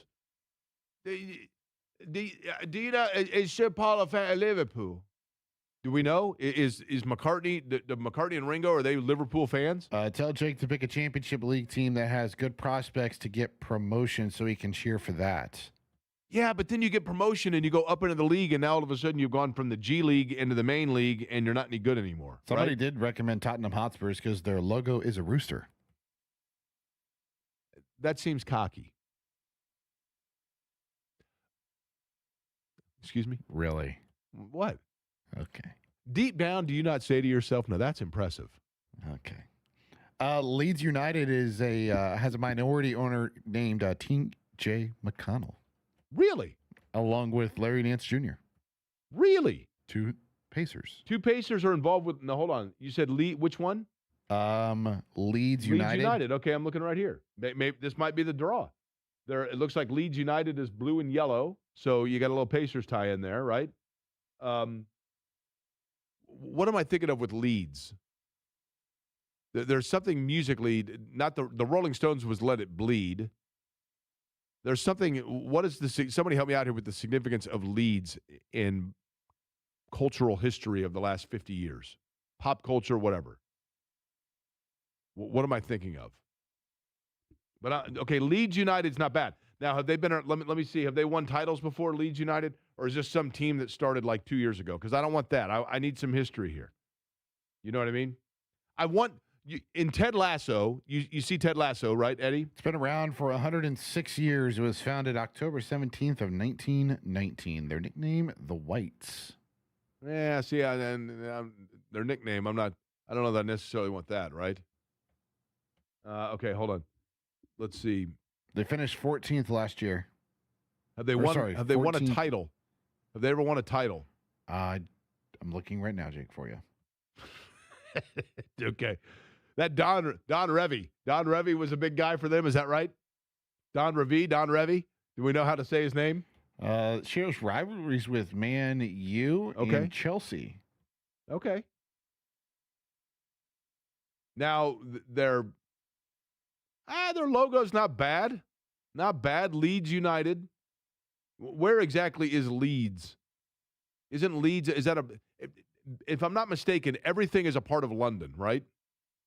It's like the Zionsville, it would be like if people are like, I'm a fan of Zionsville and Westfield and Carmel and Beech Grove and Hawville. Like it's all part of London. Elland right? Road. Well, it's just a road? It's a football stadium in Beeston, Leeds, West Yorkshire, England. Okay. That seems like a lot. 14th largest football stadium in England. Okay, Leeds United is in play here. Now, how big a minority owner is T.J. McConnell? Can we get T.J. McConnell on to talk about Leeds United? What do you think? I mean, how much? What are we talking here? Did he give $20? I mean, like, is it like the Packers? Does he own one share of stock in Leeds United, or is he like really heavily involved in this? Do you think he's been to a Leeds game? Who's the one that? Question. What's that? That's a good question. What's the team that John Green, the author from here that does the videos on YouTube, the Fault in Our Stars fella, what's the team that he follows? Because he made a big deal out of he left the IndyCar Grand Prix to go to like a race, and then he came back. He's associated with AFC Wimbledon. Okay. Which is a fan-owned English football club. I mean, that's kind of fun if the fans own it. So that's the Packers of it, right? Yeah. Obviously, they play on grass if they're Wimbledon, right? We know that much. Is it in the same complex as where the tennis folk play? Leeds was relegated, by the way, in 22-23. But they're back up. Correct. They were relegated, and now they're promoted back up. Correct. Well, I can relate to that. That's like me, right? Hell, I've worked every time slot in this place. So that's not bad. Leeds, I'm down. I do kind of Leeds next game is against the Nottingham Forest. And the Nottingham Forest logo is kind of cool, but then if you look at it the wrong way, it can get a little bit uncomfortable, right? I would agree. You do agree with that? I would agree, yes. If you're wearing the Leeds logo on a hat, do people automatically know what it is? Send me your suggestions, by the way, folks. Tell me the team you pull for, or the club that you pull for, and why. And that'll help my determination on this as well. I want the Buffalo Sabres of the Premier League. And I got on board with the Sabres, and then they had this unbelievable year. Everything turned around, and Greg Pulley was beside himself. So that's what I'm looking for here in the Premier League. As for the Colts, there is a big question, and there is something that is coming down the pike for them that we need to discuss, and we'll do it next.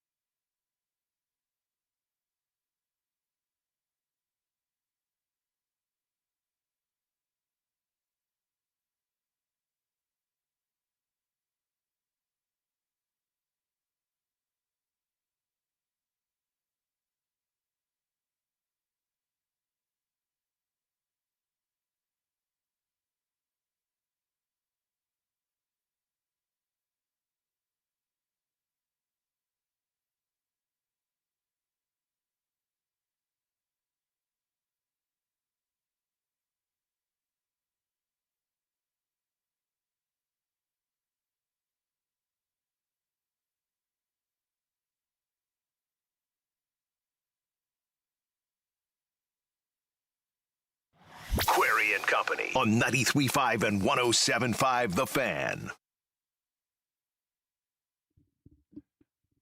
This has to be, I'm going to say, number 4 song of 1983. Not number 4. Top 5? Correct. 2. You said 2? Yes. You know, I can do I used to be able to do, back in my younger days, before the hips started going, I was a very suave Michael Jackson dancer. All right, let me zoom out a little bit. Can you do that again? No.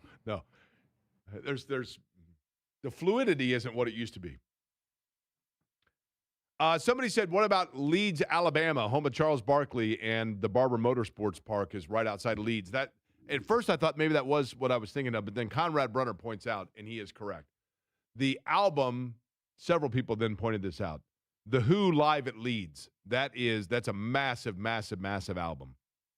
So that, and I do like The Who. So Leeds is up there. Now, Ed Carpenter said to me, just pick a darn team already. Well, listen, I want to make sure that I'm honed in on this in the right way. I mean, we can't. Then I start getting nervous when I think about big sports dignitaries listening to this show, right? And I think, okay, we need to get back on task. When it comes to talking about the Colts, whose roster needs to be set by Sunday. And as we talked about earlier, a little bit of pause or hesitation or, if you will, a warning for you. When you see the roster and you say to yourself, like, oh, my gosh, this player made it or this player did not, or, wow, I was really interested to see. And I'll use Caden Curry as an example, and I think he more than merits being on the roster, and I think he's going to be on the roster. But because he's a local player, there will be interest there, but always keep in mind that even though the roster is set on Sunday, it's not really until like Tuesday or Wednesday that you have a really good idea, because there is the possibility that someone is going to be a cut casualty elsewhere that has a really strong fit with the Colts, and so therefore they make that change and someone is waived or released that's 51, 52, 53 in order to make room for somebody, an edge rusher or a big receiver or whatever it might be elsewhere that they feel is an area of need, and that's how. So it can be a real pendulum there in that last spot on the roster. Did you see the news earlier from Pete Thamel, Jake? Depends on which news of which you're speaking. That the Big Ten is set to pass a rule today that doesn't allow players to return from the NFL and play for a Big Ten school. Anyone who has declared for the NFL draft and did not withdraw, appeared on an NFL roster, or signed a contract with a pro league cannot be on a Big Ten team. Now, the reason that is significant, this could go one of two ways. Because you're seeing more of this, right? It is such the wild, wild west in a gray area. So a player, for example, that is in fact one of those that gets released by the Colts, let's say, says, oh, I've got a year of eligibility left. I'm going to go back and play quarterback at Texas Tech. There's such a gray area now in terms of the definition of pro. If a guy is making $800, Fernando Mendoza. What is Fernando Mendoza's rookie base salary in the NFL? And I don't know the answer to this. I mean, obviously, you got signing bonuses and everything else. But just in terms of the base salary, not the endorsement, not the signing bonus. His base salary is $885,000. Okay. So his base salary is 25% what it was at Indiana University, right? Isn't that right? Yeah. He was reportedly 4.75, I think, is what he was at Indiana. See, I heard 3.3, but so either way, right? I mean, 4 point. If it's that, then it's even. Then you're looking at like 19%. But either way, it's hypocrisy of the NCAA to say, like, look, once a player's making big money, they can't come back. Really? I mean, half these guys, it's a pay cut. So they're going to go back to college because they make more money, depending on where they are. Where this is significant, and I'm not saying that that's the way it should be. I mean, it's absurd, of course. But where this is significant is because... Sorry, I misspoke. He got offered 4.75. He took a 55% discount to go to Indiana, which comes out to about 2.6. 2.6, okay, so a third. But either way, and that's base. I get that there's a lot more to it on the NFL standpoint. The point being... The Big Ten, the reason this is significant is because the Big Ten has the influence and power to draw the line in the sand that the other leagues do not, because they have the most expansive league and the biggest TV contract. So once the Big Ten is the policymaker. SEC ACC, Pac-12, Big 12. I'm sorry to break it to all of you. The Big Ten is the straw that is mixing the drink of business in college athletics. Can I slightly disagree with you here on one thing? Sure. The scheduling rules that are in place for the other Power 4 schools, so the ACC, SEC, and Big 12, of having to schedule a P4 team or Notre Dame does not apply to a Big 10 team. The Big Ten has not said that their teams have to do that, which is why Indiana doesn't schedule other P4 teams in their non-conference.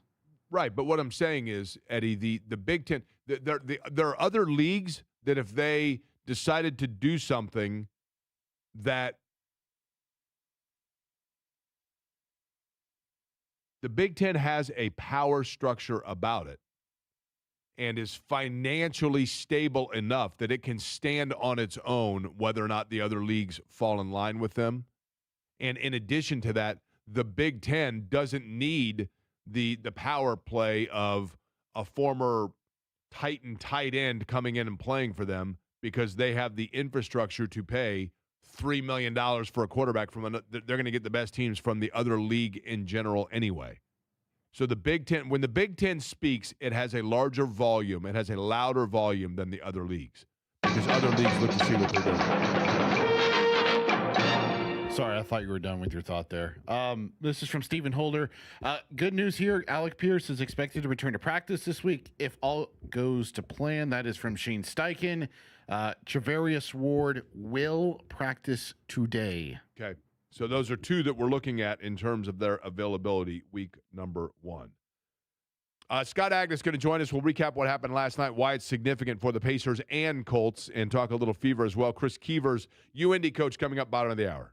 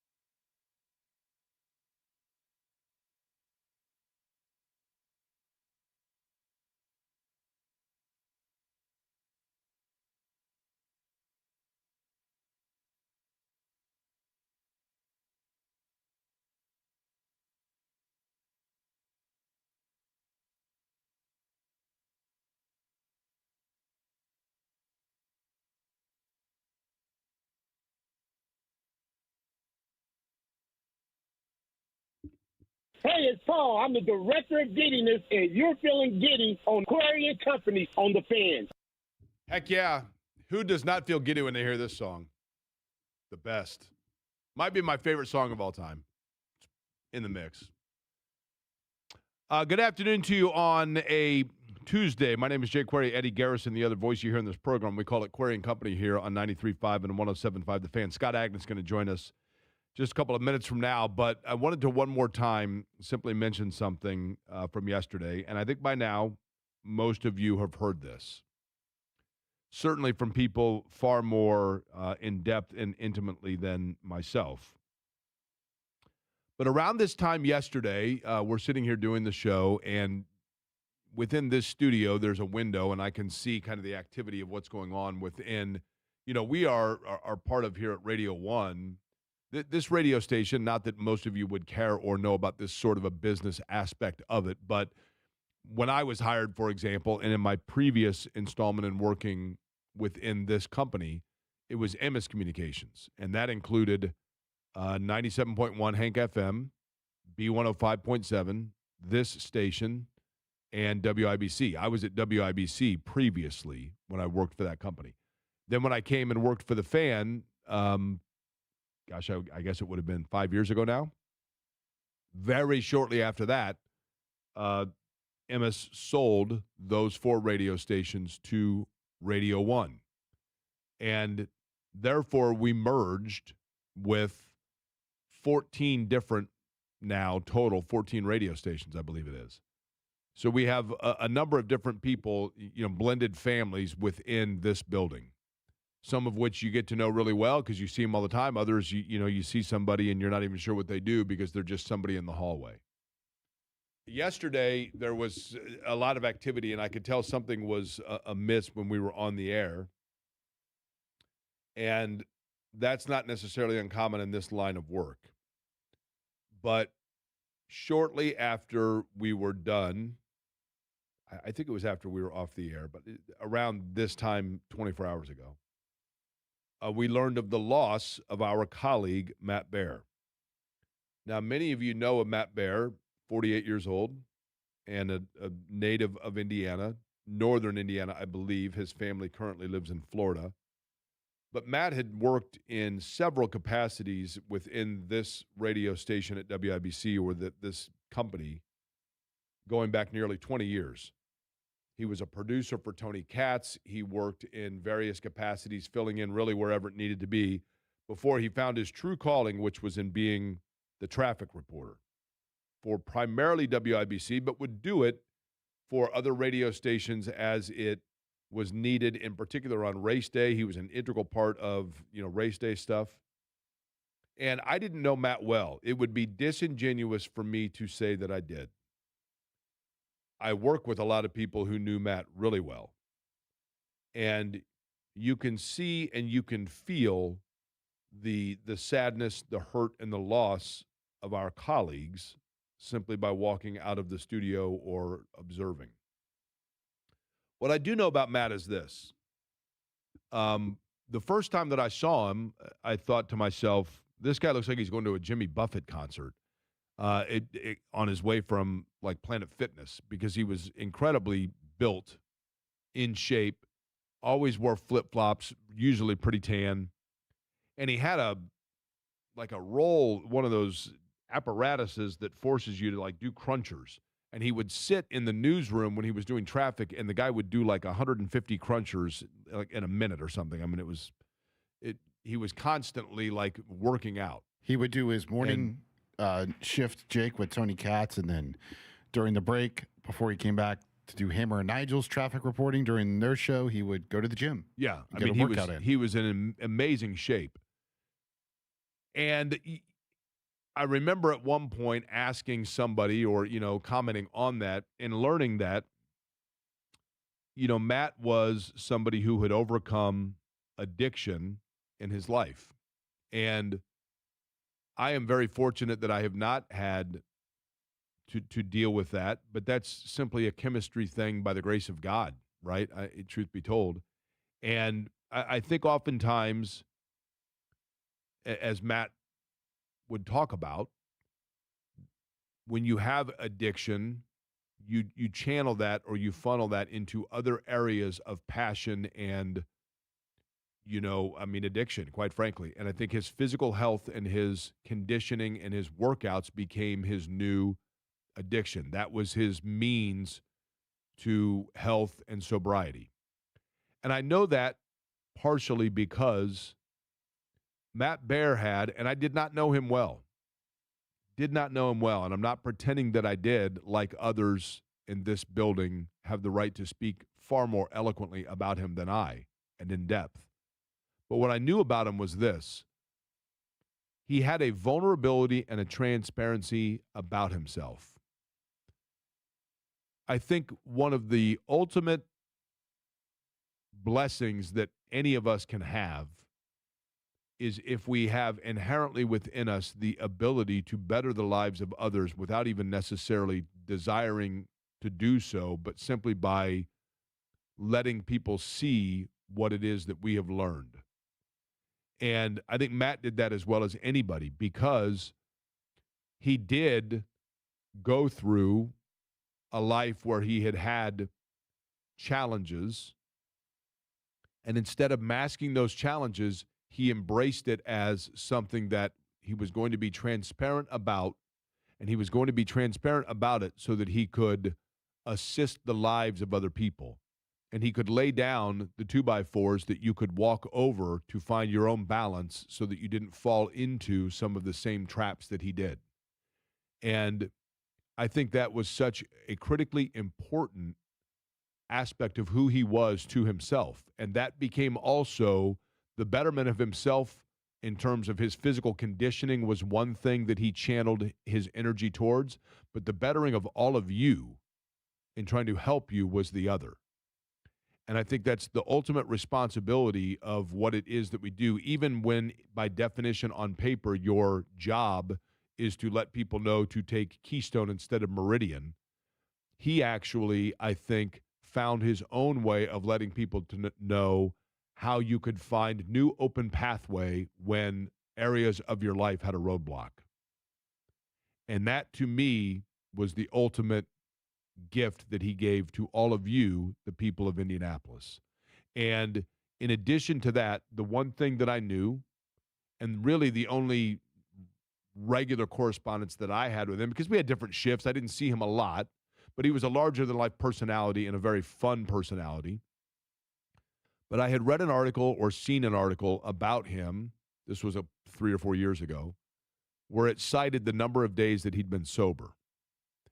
And so I saw him in the hallway one day and simply made reference to that to say, look, man, that is very commendable, but I also do know and understand that for you, it's just about one. It's not about 987, 988, 909. It's one. And each time that I would see him after that, he would reference what day that was for him. And we'd say, and he would then kind of say, but it's about one. It's about one day.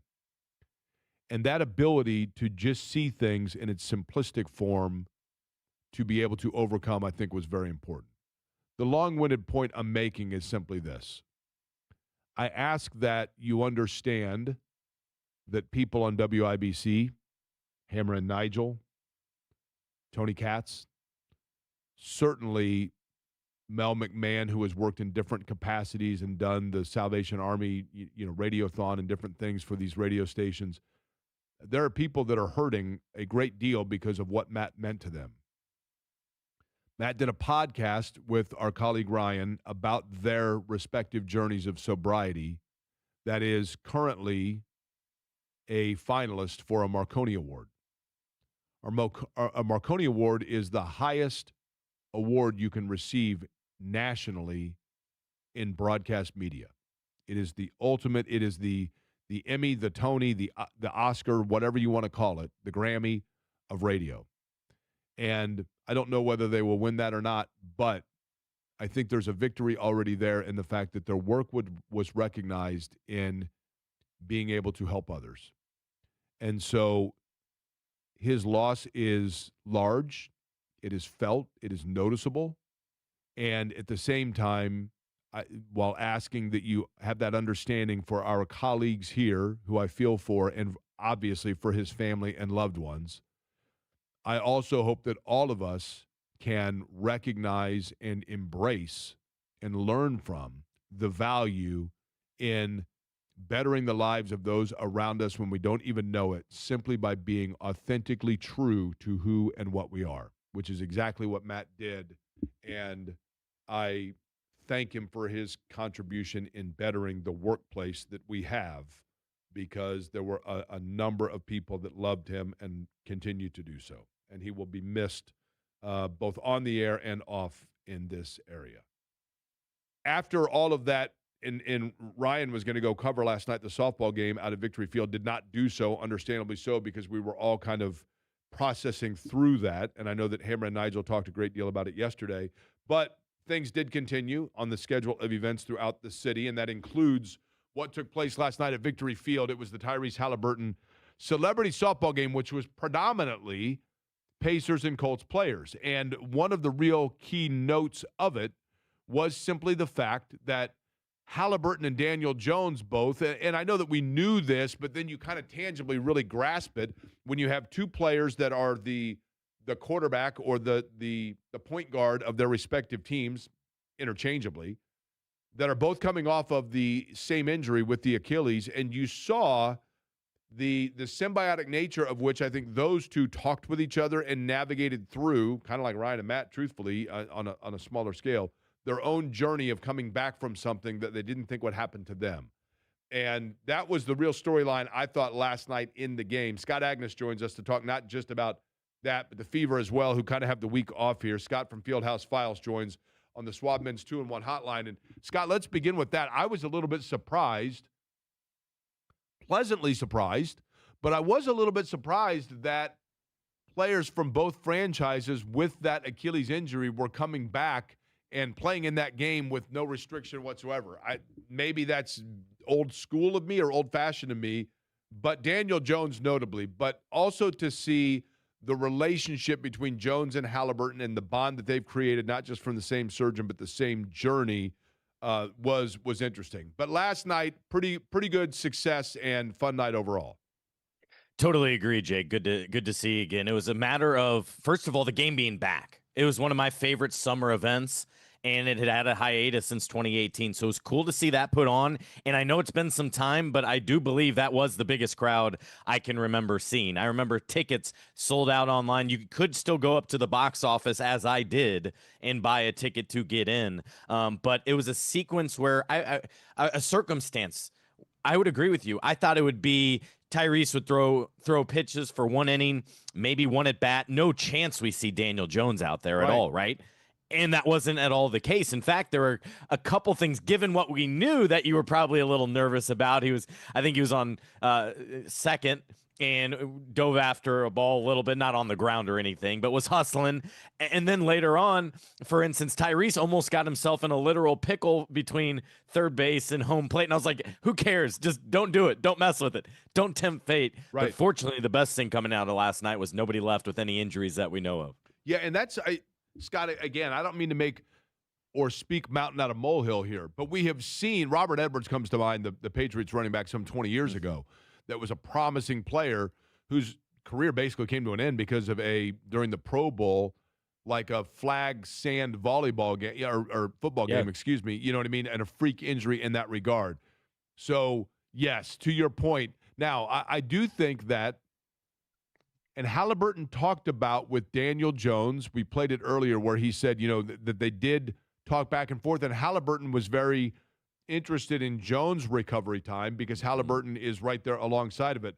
Reality is, though, Scott, it is different movement or different requirement of movement for those two players. I think of the two, Halliburton is the one that you have to be the more ginger with, right? Because I think there's more demand in the style and the movement that he's doing on his Achilles versus a quarterback. You agree with that?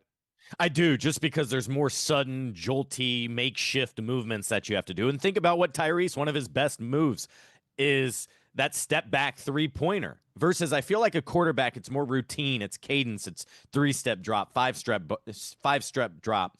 and getting right into your pass, surveying the defense. You do need to be a little bit mobile when the pocket collapses. But yeah, it would be Halliburton, who's now, 15 months removed from surgery as well. So the fact that both of them were able to handle it well, and keep in mind, Tyrese also had a couple guys that were right here with him he could lean on. Isaiah Jackson, James Wiseman, unfortunately, who had the same injury, the same recovery with the same surgeon as well. And then on top of that, because of the interconnectedness of the sports, is he's on a group chat with Jason Tatum, and I'm sure he's been in contact with others as well who are going through it at this exact moment. But until we see them out there, and I think probably for months on end, not one game, not a couple of weeks, that will certainly be in all the back of our minds, I think, as well. Scott, one of the things that was an interesting, byproduct of all of this with Tyrese Halliburton was the fact, we can talk all we want about the Achilles. Then you have the shingles, where he had to get onto the steroids to try to fight off the shingles. He talked about how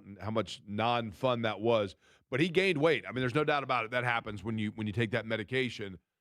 Looks like he's lost all that back. How did he look from a physical conditioning standpoint? Yeah, I completely agree with you. He mentioned how he had tried 3 or 4 different steroids, couldn't find whatever the right puzzle to solving his shingles, and I think he's like 99% done with it. He still says there's still a little bit, maybe a little itching or something that he's dealing with, but for the most part, all good on that front. Physically, looks great, looks like his normal self, moving around again, smiling, had that joy on his face. I think he loves, look, between Pat McAfee and Tyrese, those two can talk to anybody. They can relate with anybody. And I thought we saw that a lot last night as those two were front and center. And then it was nice, Daniel Jones, to do this in the middle of the season. To your point, I commend the Colts for willing to make some of their players available. Although we should note there were several that were there, made the nice appearance, but did not participate, like an Alec Pierce, for example, as he's trying to work his way back.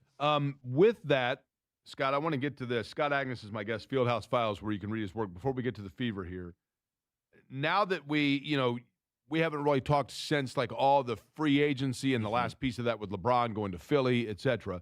If you had to right now, and there's a big question mark because of the Halliburton health and just timing in general with him coming back.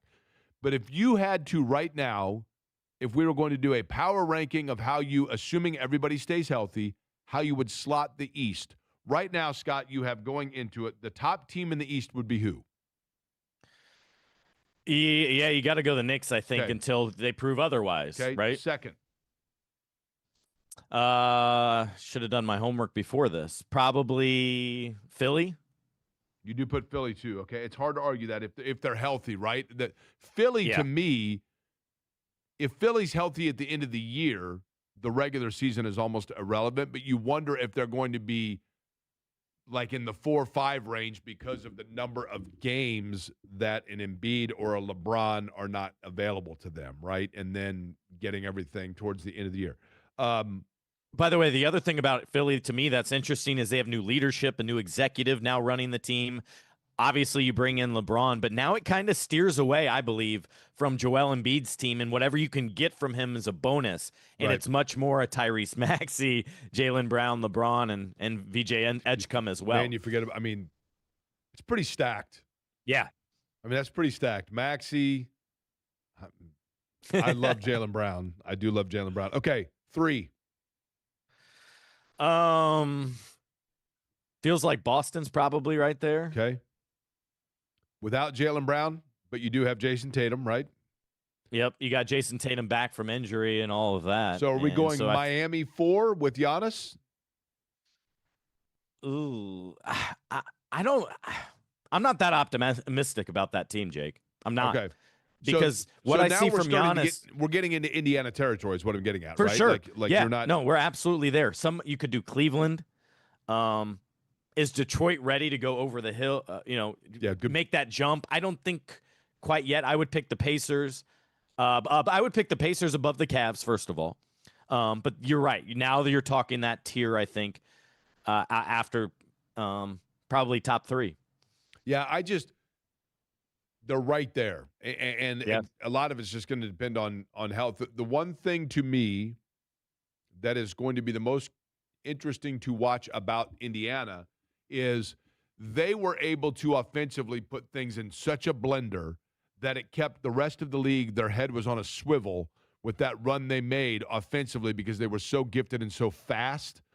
Yep. And just what I think could be, Scott, a real blessing for Indiana is now you add Zubats to that, which forces the Pacers to slow down and have to go kind of hybrid. And that means that they are, again, making a tweak or a curve just as the rest of the league came to the form they were playing. And now Carlisle may come up with another wrinkle that, again, has everybody on a swivel. Yeah, there's no doubt they're going to have to adapt a little bit and be a slightly different. I don't think they want to change too much of that mojo that worked so well, that kind of became their superpower, that allowed for them not only to play fast but high scoring, but also make up those high deficits they got, quite frankly, in the third and fourth quarter that led to those so many of the clutch games that we remember. But between Tyrese coming off injury, Zubats never getting to play with him, excuse me, Halliburton said he still hasn't played with Zubac, who I believe is still overseas for the offseason, which is fine. But it might be a slow roll, and that is just okay. That's how I read the national TV landscape, the games that they were given, right? Because they weren't, a national TV game in the first week or not many in the first couple months. To me, it suggested the league and TV partners said, let's see what the Pacers look like and give them 2 months to figure it out. Scott, when you look at Scott Agness is our guest, Fieldhouse Files. He's on the Schwab Men's 2-in-1 hotline. The Fever right now, they are off until Friday. They take on Connecticut. They are coming off of, an incredible performance from both Caitlin Clark and Kelsey Mitchell within the same game, both over 30. We know the stats there. Is this break coming because they have that game and then they go into the Fever break? Is this the right or wrong time for the Fever to take a rest? I would say wrong time. Yes, certainly in this narrow window coming up on Friday, that'll be their 5th game in 8 days, or they just completed 5th game in 8 days. They're going to be ready for a break in general. But what I don't like about it is that 3 of your top individuals, Stephanie White, Caitlin Clark, Aaliyah Boston, will be away from the team. So it's not as if you're here in town working together. Now, for some teams, it matters less. But, Jay, given what we just talked about the Pacers and even with this Fever team, I think so much of how they play, the rhythm, the flow, the read, the react, it's not play calling. It's not that. And so that's something that there's a chance they could lose or have to really be in a hurry to pick up over their final 4 games. So I think it's more of a detriment. All the coverage at Fieldhouse Files. Scott Agness will be on it. Scott, appreciate the time. Pleasure as always, man. Appreciate it. Okay. Thanks, Jake. Scott Agness joining us on the program. We come back. There is a college football coach that is putting together right now his roster of his team ranked in the preseason top 10, and we'll talk to him next.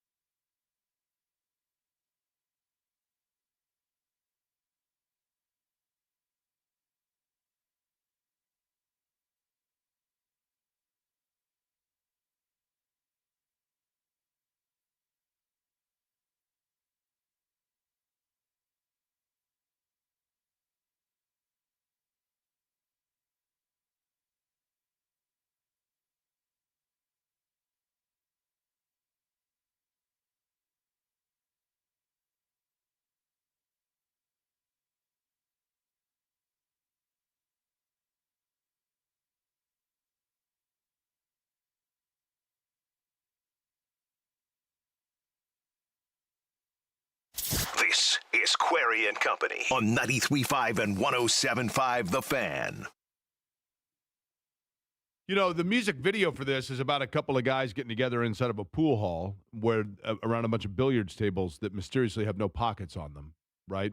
And then Michael Jackson just getting in between all of them saying, like, hey, you're just trying to be bad, like, just basically beat it before you beat it, so to speak, right? And when it comes to, like, two different areas of town getting together, that's exactly what's going to happen on Thursday night. College football season getting underway. It will be Marion and Indy. This is all going to take place 6 o'clock Thursday night down on the south side at Indy, and their fine football coach who has a 58-14 record. As a matter of fact, he got so tired of winning Coach of the Year in the Great Lakes Valley that he said, let's go to the Great Midwest Athletic Conference next year. But still, one more year in the conference itself. Chris Keevers joins us on the program. Coach, how are you? Doing well. How are you doing? I'm good, man. And it's funny. Your predecessor, Bob Bartolomeo, who obviously you worked with and coached with, anytime that he corresponds with something, I notice he signs it off with "big win," and he puts it like in all exclamation points, right? You guys have had plenty of big wins and are getting set for it again. You are ranked within the top 10, but you've got some areas where you're going to have to be a little different football team than a year ago. So let's begin with exactly that. When you have a season, well, a good one, you had a good season a year ago, and you come in and there is high expectation. How do you temper that with a roster? How do you kind of put last year behind, learn from it, but move aside from it and move along? Every season's a new year, and I make sure our guys know that. There's a ton of different people. We've got a lot of transition. It's so every year's a new year, and we're excited about the year we're getting ready to have. I mean, we've got, I think we've got some really good people, and got a real chance of having a great season. Let's begin with this, and that's the quarterback position, because you lose a great player, but you get a transfer that's going to be taken over for quarterback with you. I believe Nick Patterson's been named your starter. What do you like about that position? I like Nick a lot. He's the right guy for the job. Wonderful person, leader, communicator, and what he does is he doesn't turn it over. He's really smart with the football and puts it in the right spot and doesn't turn it over, and he can run a little bit too. So talented guy. We're very excited that we were able to get him. I recruited him out of high school, and we didn't get him then, so we were happy we got him on the bounce back. He's got big cleats to fill, right? Because Gavin Sukup was a really good player for you at that position. I'm curious how he's different. Everybody's their own style, right? But schematically, do you have to alter things a little bit based on different personnel change? Oh, for sure. Yeah. I mean, and our whole offense. I mean, we've got 5 tight ends that have scored in college football games. We've got 3 tailbacks that are dynamite. So we've got some guys, and we've got 3 senior receivers, and 2 of them have started for 4 years. So, it's going to be a little bit different look. We'll be in a little bit more 2 tight end personnel groups, but we're doing the things that Nick's good at. I mean, that's, we did the things that Gavin was good at, and he was good at running around and slinging the ball down the field, and we'll do some different stuff with Nick and have some success with him. From a coaching standpoint, Chris Keevers is my guest, the head football coach at Indy. From a coaching standpoint, obviously over the course of a season, and when live action's taking place, that's the ultimate barometer. I get that. But as a coach, do you learn more about your team in the way that they react in the season, or do you learn more about your team by assessing what you have and getting your own opportunity to evaluate position by position in the offseason? It's during the season. I mean, you watch our guys, we watch them work, we watch them work in the weight room, and, we watch them work, during the off season, the running and all the conditioning stuff we do and how tough they are. And then you watch them in the spring, when you have your 15 practices and you have a spring game, but you really learn what you got once the game starts. I mean, that's because people say, "Oh yeah, I know what I have." You really don't. I mean, you got to watch them compete when it's hot and they're put under pressure and they got to make it happen. I mean, you try to simulate that in practice, but being honest with you, it's you're going to find out what you got. We're going to find out what we got on the 27th. When we play Marion. When you look at football in general, Coach, the old adage is always that, the game's won and lost in the trenches, right? Game of inches, won and lost in the trenches. Certainly when you have elite specialty players, and you got some pretty good ones in your backfield notably, but you got some hogs up front for them to run behind, don't you? How happy are you, or how content are you with where you are on your offensive line? Really like where we're at. We've got both our tackles back. One of them is Tyler Leopold. He's 6'5", 330. He is a top 100 player in Division II. We've had the Chargers, the Chiefs. We've had a bunch of pro teams coming out looking at him.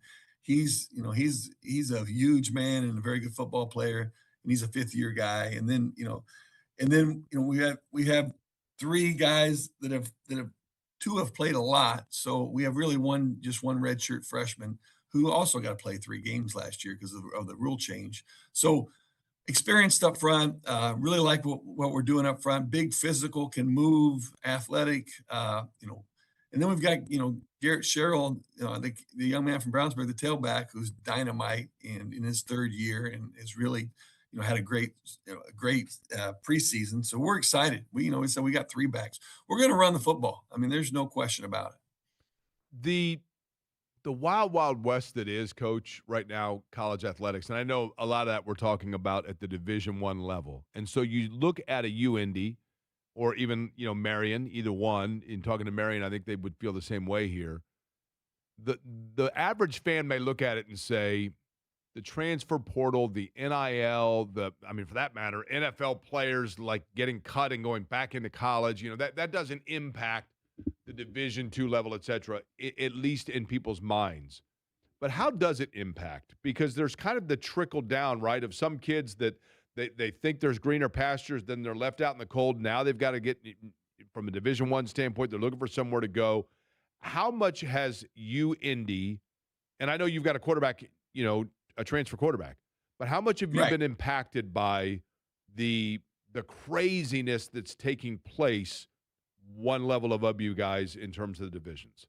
We're very fortunate that we have great culture and we win, and the guys like it here, and they're treated well. But you're going to lose 2 to 3 guys a year in the transfer portal. I mean, that's just the way it goes. I mean, there's other opportunities and where they can make money, and some guys leave. Our quarterback came back because he wanted to win a national championship at our place. He could have went. We have a big tackle, and our big tackle that everybody's coming in on. We're going to have every NFL team here, and he stayed. He said, "Hey, I'm an engineer who's getting his MBA, and I'll make money. I'm going to play football with my friends and get better and win." You've been a part of this program for. Now, I'm not trying. I'm right here with you, right? Right? I mean, I don't know about you, Coach. 1994 was not 32 years ago, right? That was like 5 years ago, right? Exactly. I mean, we're hanging out at an old pros table and Reggie Miller's walking around and Nirvana's cool and that was like 5 years ago, but it wasn't, right? So you've been around this program for a while. How has it changed, just the university and the program itself in the time that you've been there?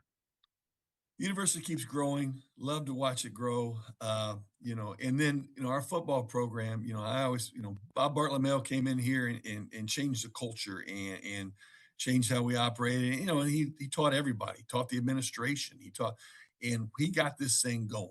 And and then he handed it to me. So I've been very fortunate because we have kept growing. Things keep getting better. We finished 10th in the country this year, last year, and we're preseason top 10. So things keep getting better around here. So but it all started with Bob Bartolomeo. He put the foot on the gas and he made it happen, and he had a great plan, and so I was very fortunate to learn a lot from him and take it over and been in a good situation ever since. The numbers are impressive. 5 GLVC championships, 4 consecutive, 58-14, 41-4 in league play, 4-time coach of the year, and it all gets underway for you. Will you sleep the next 2 nights, or is this Christmas Eve twice? No, not really. I haven't slept all week, so I keep looking at my sleep score, and it's not great. So pretty excited about this game. I hope people come out. It should be a great game. That Marion lost we beat them last year, but they didn't lose a game the rest of the year. I mean, they're a very good football team, and Like I said, the last time they came here, they beat us. So it's going to be a very competitive game, and it's going to be a very exciting game, and it's a great, it's healthy for Indianapolis. Yeah, it is. And you know what? I love it. I mean, it's the South Side in general. I know the neighborhood around it comes out for the games, and there's tailgating and everything else, but I think now more and more people are realizing it here with what you guys have done. Certainly look forward to having you on over the course of the year and catching up with you, and we wish you the best of luck coming up 6 o'clock on Thursday night to get things kicked off, Coach. Appreciate it. Thank you so much. Really appreciate it. I appreciate it. Chris Keever's joining us, the head football coach at the University of Indianapolis. They are 9th in the preseason poll. Eddie, you did games there, did you not? I sure did. I was there for I think it was his first open year. there? I was there for Chris's first year. Yeah. Were you the voice of the Hounds? Technically, yeah. You know, our buddy JP from Jacksonville, right? Right. He's no longer in Jacksonville. We were going to do a Jags report today. Speaking of, voices of teams, JP, he's got basically the voice of the heavens anyway. I know. But he's all the single ladies. That's right. So JP Shadrick, right, who's been in Jacksonville forever. Yeah. He's been our go-to for the Jags. So we had this big grandioso plan today that we were going to have him on. We were going to preview where the Jags are. They look like they could be a team in the AFC South for the Colts to contend with. The Colts come out today with their rivalry uniforms. I'm sure they'll be wearing those in the Jacksonville game at home, right? No, they are only wearing it week 3 versus Houston. They're only wearing it one time? One time. I thought they wear them against Tennessee as well. No. Only one time. Only one time. Yeah, well, that's incredibly lame. But either way, so we called JP, and this is a little bit, and I feel bad for him, but Eddie this morning gets up, and I had messaged him last night very late when I was trying to figure out what English Premier League team I'm going to root for, support, as they say over there. After I was trying to figure out what the name of the neighbor was that I met earlier in the That's right. The neighbor that you can't remember his name that you met, and the wife and the daughter and the dog. Yep. What kind of dog? It was a little dog. A little yip dog or what? Hold on. What, are you going to look up like pictures of little dogs and tell me a Yorkie? No. A pug? No. A Chihuahua? I think he was a Shih Tzu. Oh, yeah. You got to be careful with that T in there when you say that. I know. Lops Ops is safer alternative. That's the cousin of the Shih Tzu, right? I don't know if you know this or not, but the Shih Tzu, we'll leave the T silent. That's exactly what I did. Initially, Chinese emperor dogs. Did you know that? Guard dogs. Can you look that up? Look up for me the origin of, because one thing that mentioned earlier, I meant my animal facts of the day, and kids love this kind of stuff. They just love it when I throw out these animal facts. And one of them that I mentioned is that peacocks are regarded by some to be believed to be guardians and safe transporters of those that have passed into the afterlife, and that peacocks they're guardians for the resting souls. Okay? The dogs were favorites of the Chinese royals during the Ming Dynasty. Yeah. And does it say that they were like guard dogs of the palaces? The Chinese refused to sell, trade, or give any away. Doesn't say anything about them being guard dogs? No. Can you just make up that they were guard dogs? During the Ming Dynasty? Mm-hmm. Okay. Now, does that include Yao? Is he part of the Ming Dynasty? He was well after that, right? Now, can you look up for me peacocks and whether or not peacocks are in fact, because earlier we mentioned peacocks, and I mentioned that peacocks, I believe, have some sort of a superpower when it comes to the protection of those that have passed. And I asked you to look that up, and yet I've been getting nothing but not peacocks, actually, but crickets. How about this? Shih Tzu in Mandarin directly translates to lion. Yeah, that's what I mean, because first up, they have sacred in Buddhist religion. Okay, and they have a mane like a lion. Like if you have a Shih Tzu, you put like a little beret on the top to keep the hair out of the eyes, right? Mm-hmm. Not unlike the Lops Ops. Can you look up the peacock fact, though? I'm desperately asking for verification on the peacock. What am I looking up? Whether or not peacocks are actually guardians for the deceased, or some sort of facilitators for the deceased into the afterlife in a comforting area, if they have some connection. The problem is that anytime I look up the word deceased and peacock, it just explains to me that I can cancel my Peacock subscription. No, let me tell you something. I tried doing that recently, and I've got to call that fellow that gets you out of timeshare stuff. The two hardest things in my life to achieve in the last year are getting out of the White Sox email list and figuring out how to break the contract for my Peacock subscription. But I'm hell-bent on you finding this out. Somebody needs to verify this for me. J&V will join us as part of the crossover. We'll find out what he's got warming up for his program that begins at 3 o'clock. We'll do it next. Brought to you by the good guys at Love Heating and Air, love-hvac.com.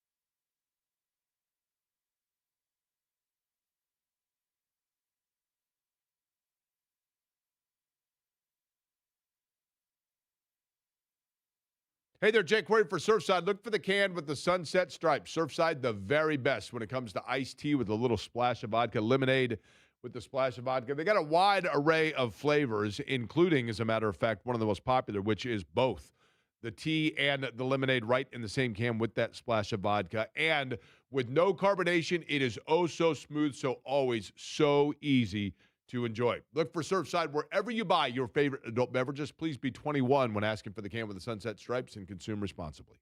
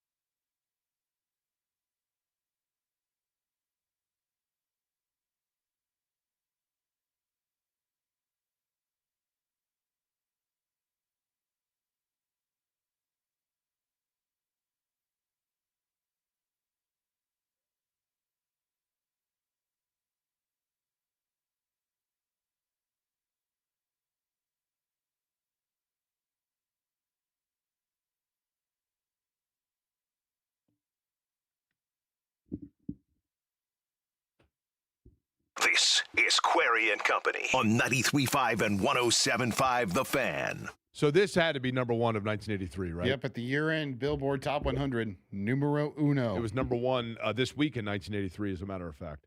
By the way, speaking of every breath you take, when you take the last one, it is believed, I found it right here, peacocks are considered to be symbols of the resurrection that are there because they're apparently like a peacock feather never, what's the word I'm looking for?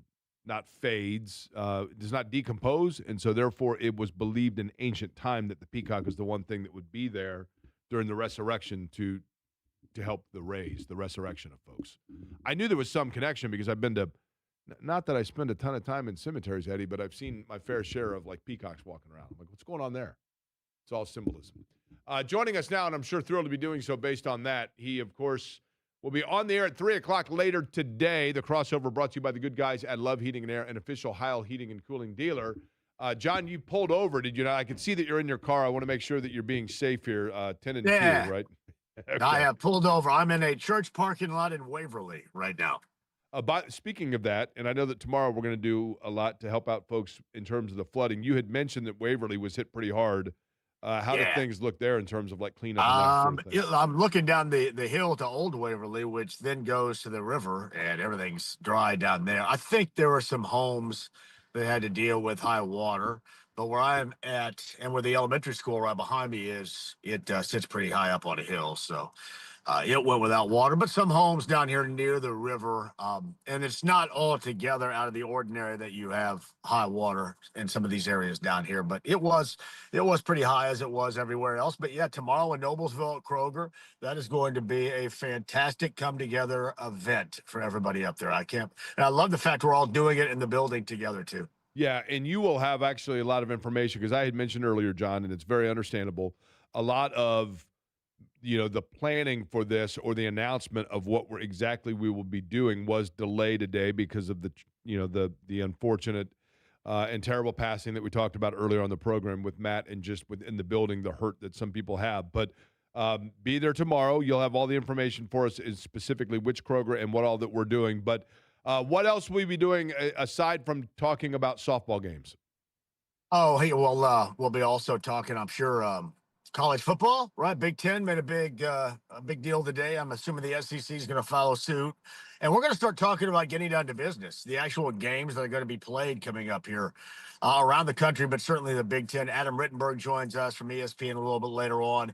We'll talk week 2 of high school football with Greg Rakestraw. I think week number 1 was outstanding across the board. So, we got a lot to get to later on today, and thankfully there is some football that is getting back here and a major focus. And before too long, Jake, we'll be past Labor Day and be back deep into it again. John, I do feel like this announcement today and what John's talking about just came out about an hour ago, that the Big Ten is the first conference to come out and say we're not taking the NFL players that are transferring, if you will, from the league back into college football. Big Ten will not allow it. The Big Ten is the one league I think that has the financial muscle and overall bandwidth membership to be the one to draw the line in the sand, and now I think the other leagues follow suit. You agree with that?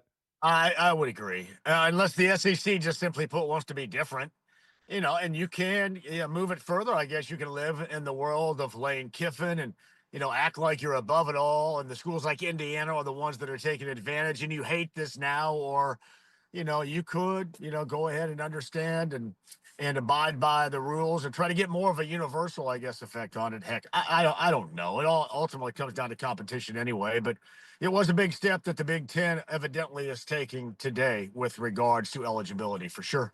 3 o'clock today, John will be with you. He will carry you home for the rest of the day, and then tomorrow we will all be up in Noblesville. Appreciate it, John. We'll be listening at 3. You got it, all buddy. right? Thanks, Jake. J&V joining us on the program again. Brought to you by Love Heating and Air, love-hvac.com. Over 100 years of customer service and business as an official Heil Heating and Cooling dealer now right here in central Indiana. Eddie, again, to recap, the other thing, we will do more of this tomorrow. We already have, do we have 1 or 2 members into our fantasy league here? We have Dose. 2. We have Dose. Colleen will be there, right? Yes. And then, was it Nick? Was that Nathan. Nathan. Okay, so Nathan and Colleen are in. We have 7 more spots to fill. We will do our draft 2 weeks from tonight at Chicago's Pizza down in Greenwood. Would love to have everybody show up, even if you are not partaking in the draft, just to enjoy the pizza or the salad bar, whatever it might be at Chicago's. We would love to have you there. Also, this is very important stuff, me determining which English Premier League I'm going to support. That's what you say. You don't say that you root for them, you support them. I do kind of like the whole Leeds thing because you mentioned TJ McConnell's involved with that. They're blue and yellow. They're not like overly over the top. I've been to Man City is the natural choice here, but that just feels too obvious, does it not? Someone said to check out Sunderland. Their mascot is a black cat. #4Boo. Oh, really? Their mascot's a black cat? Yeah.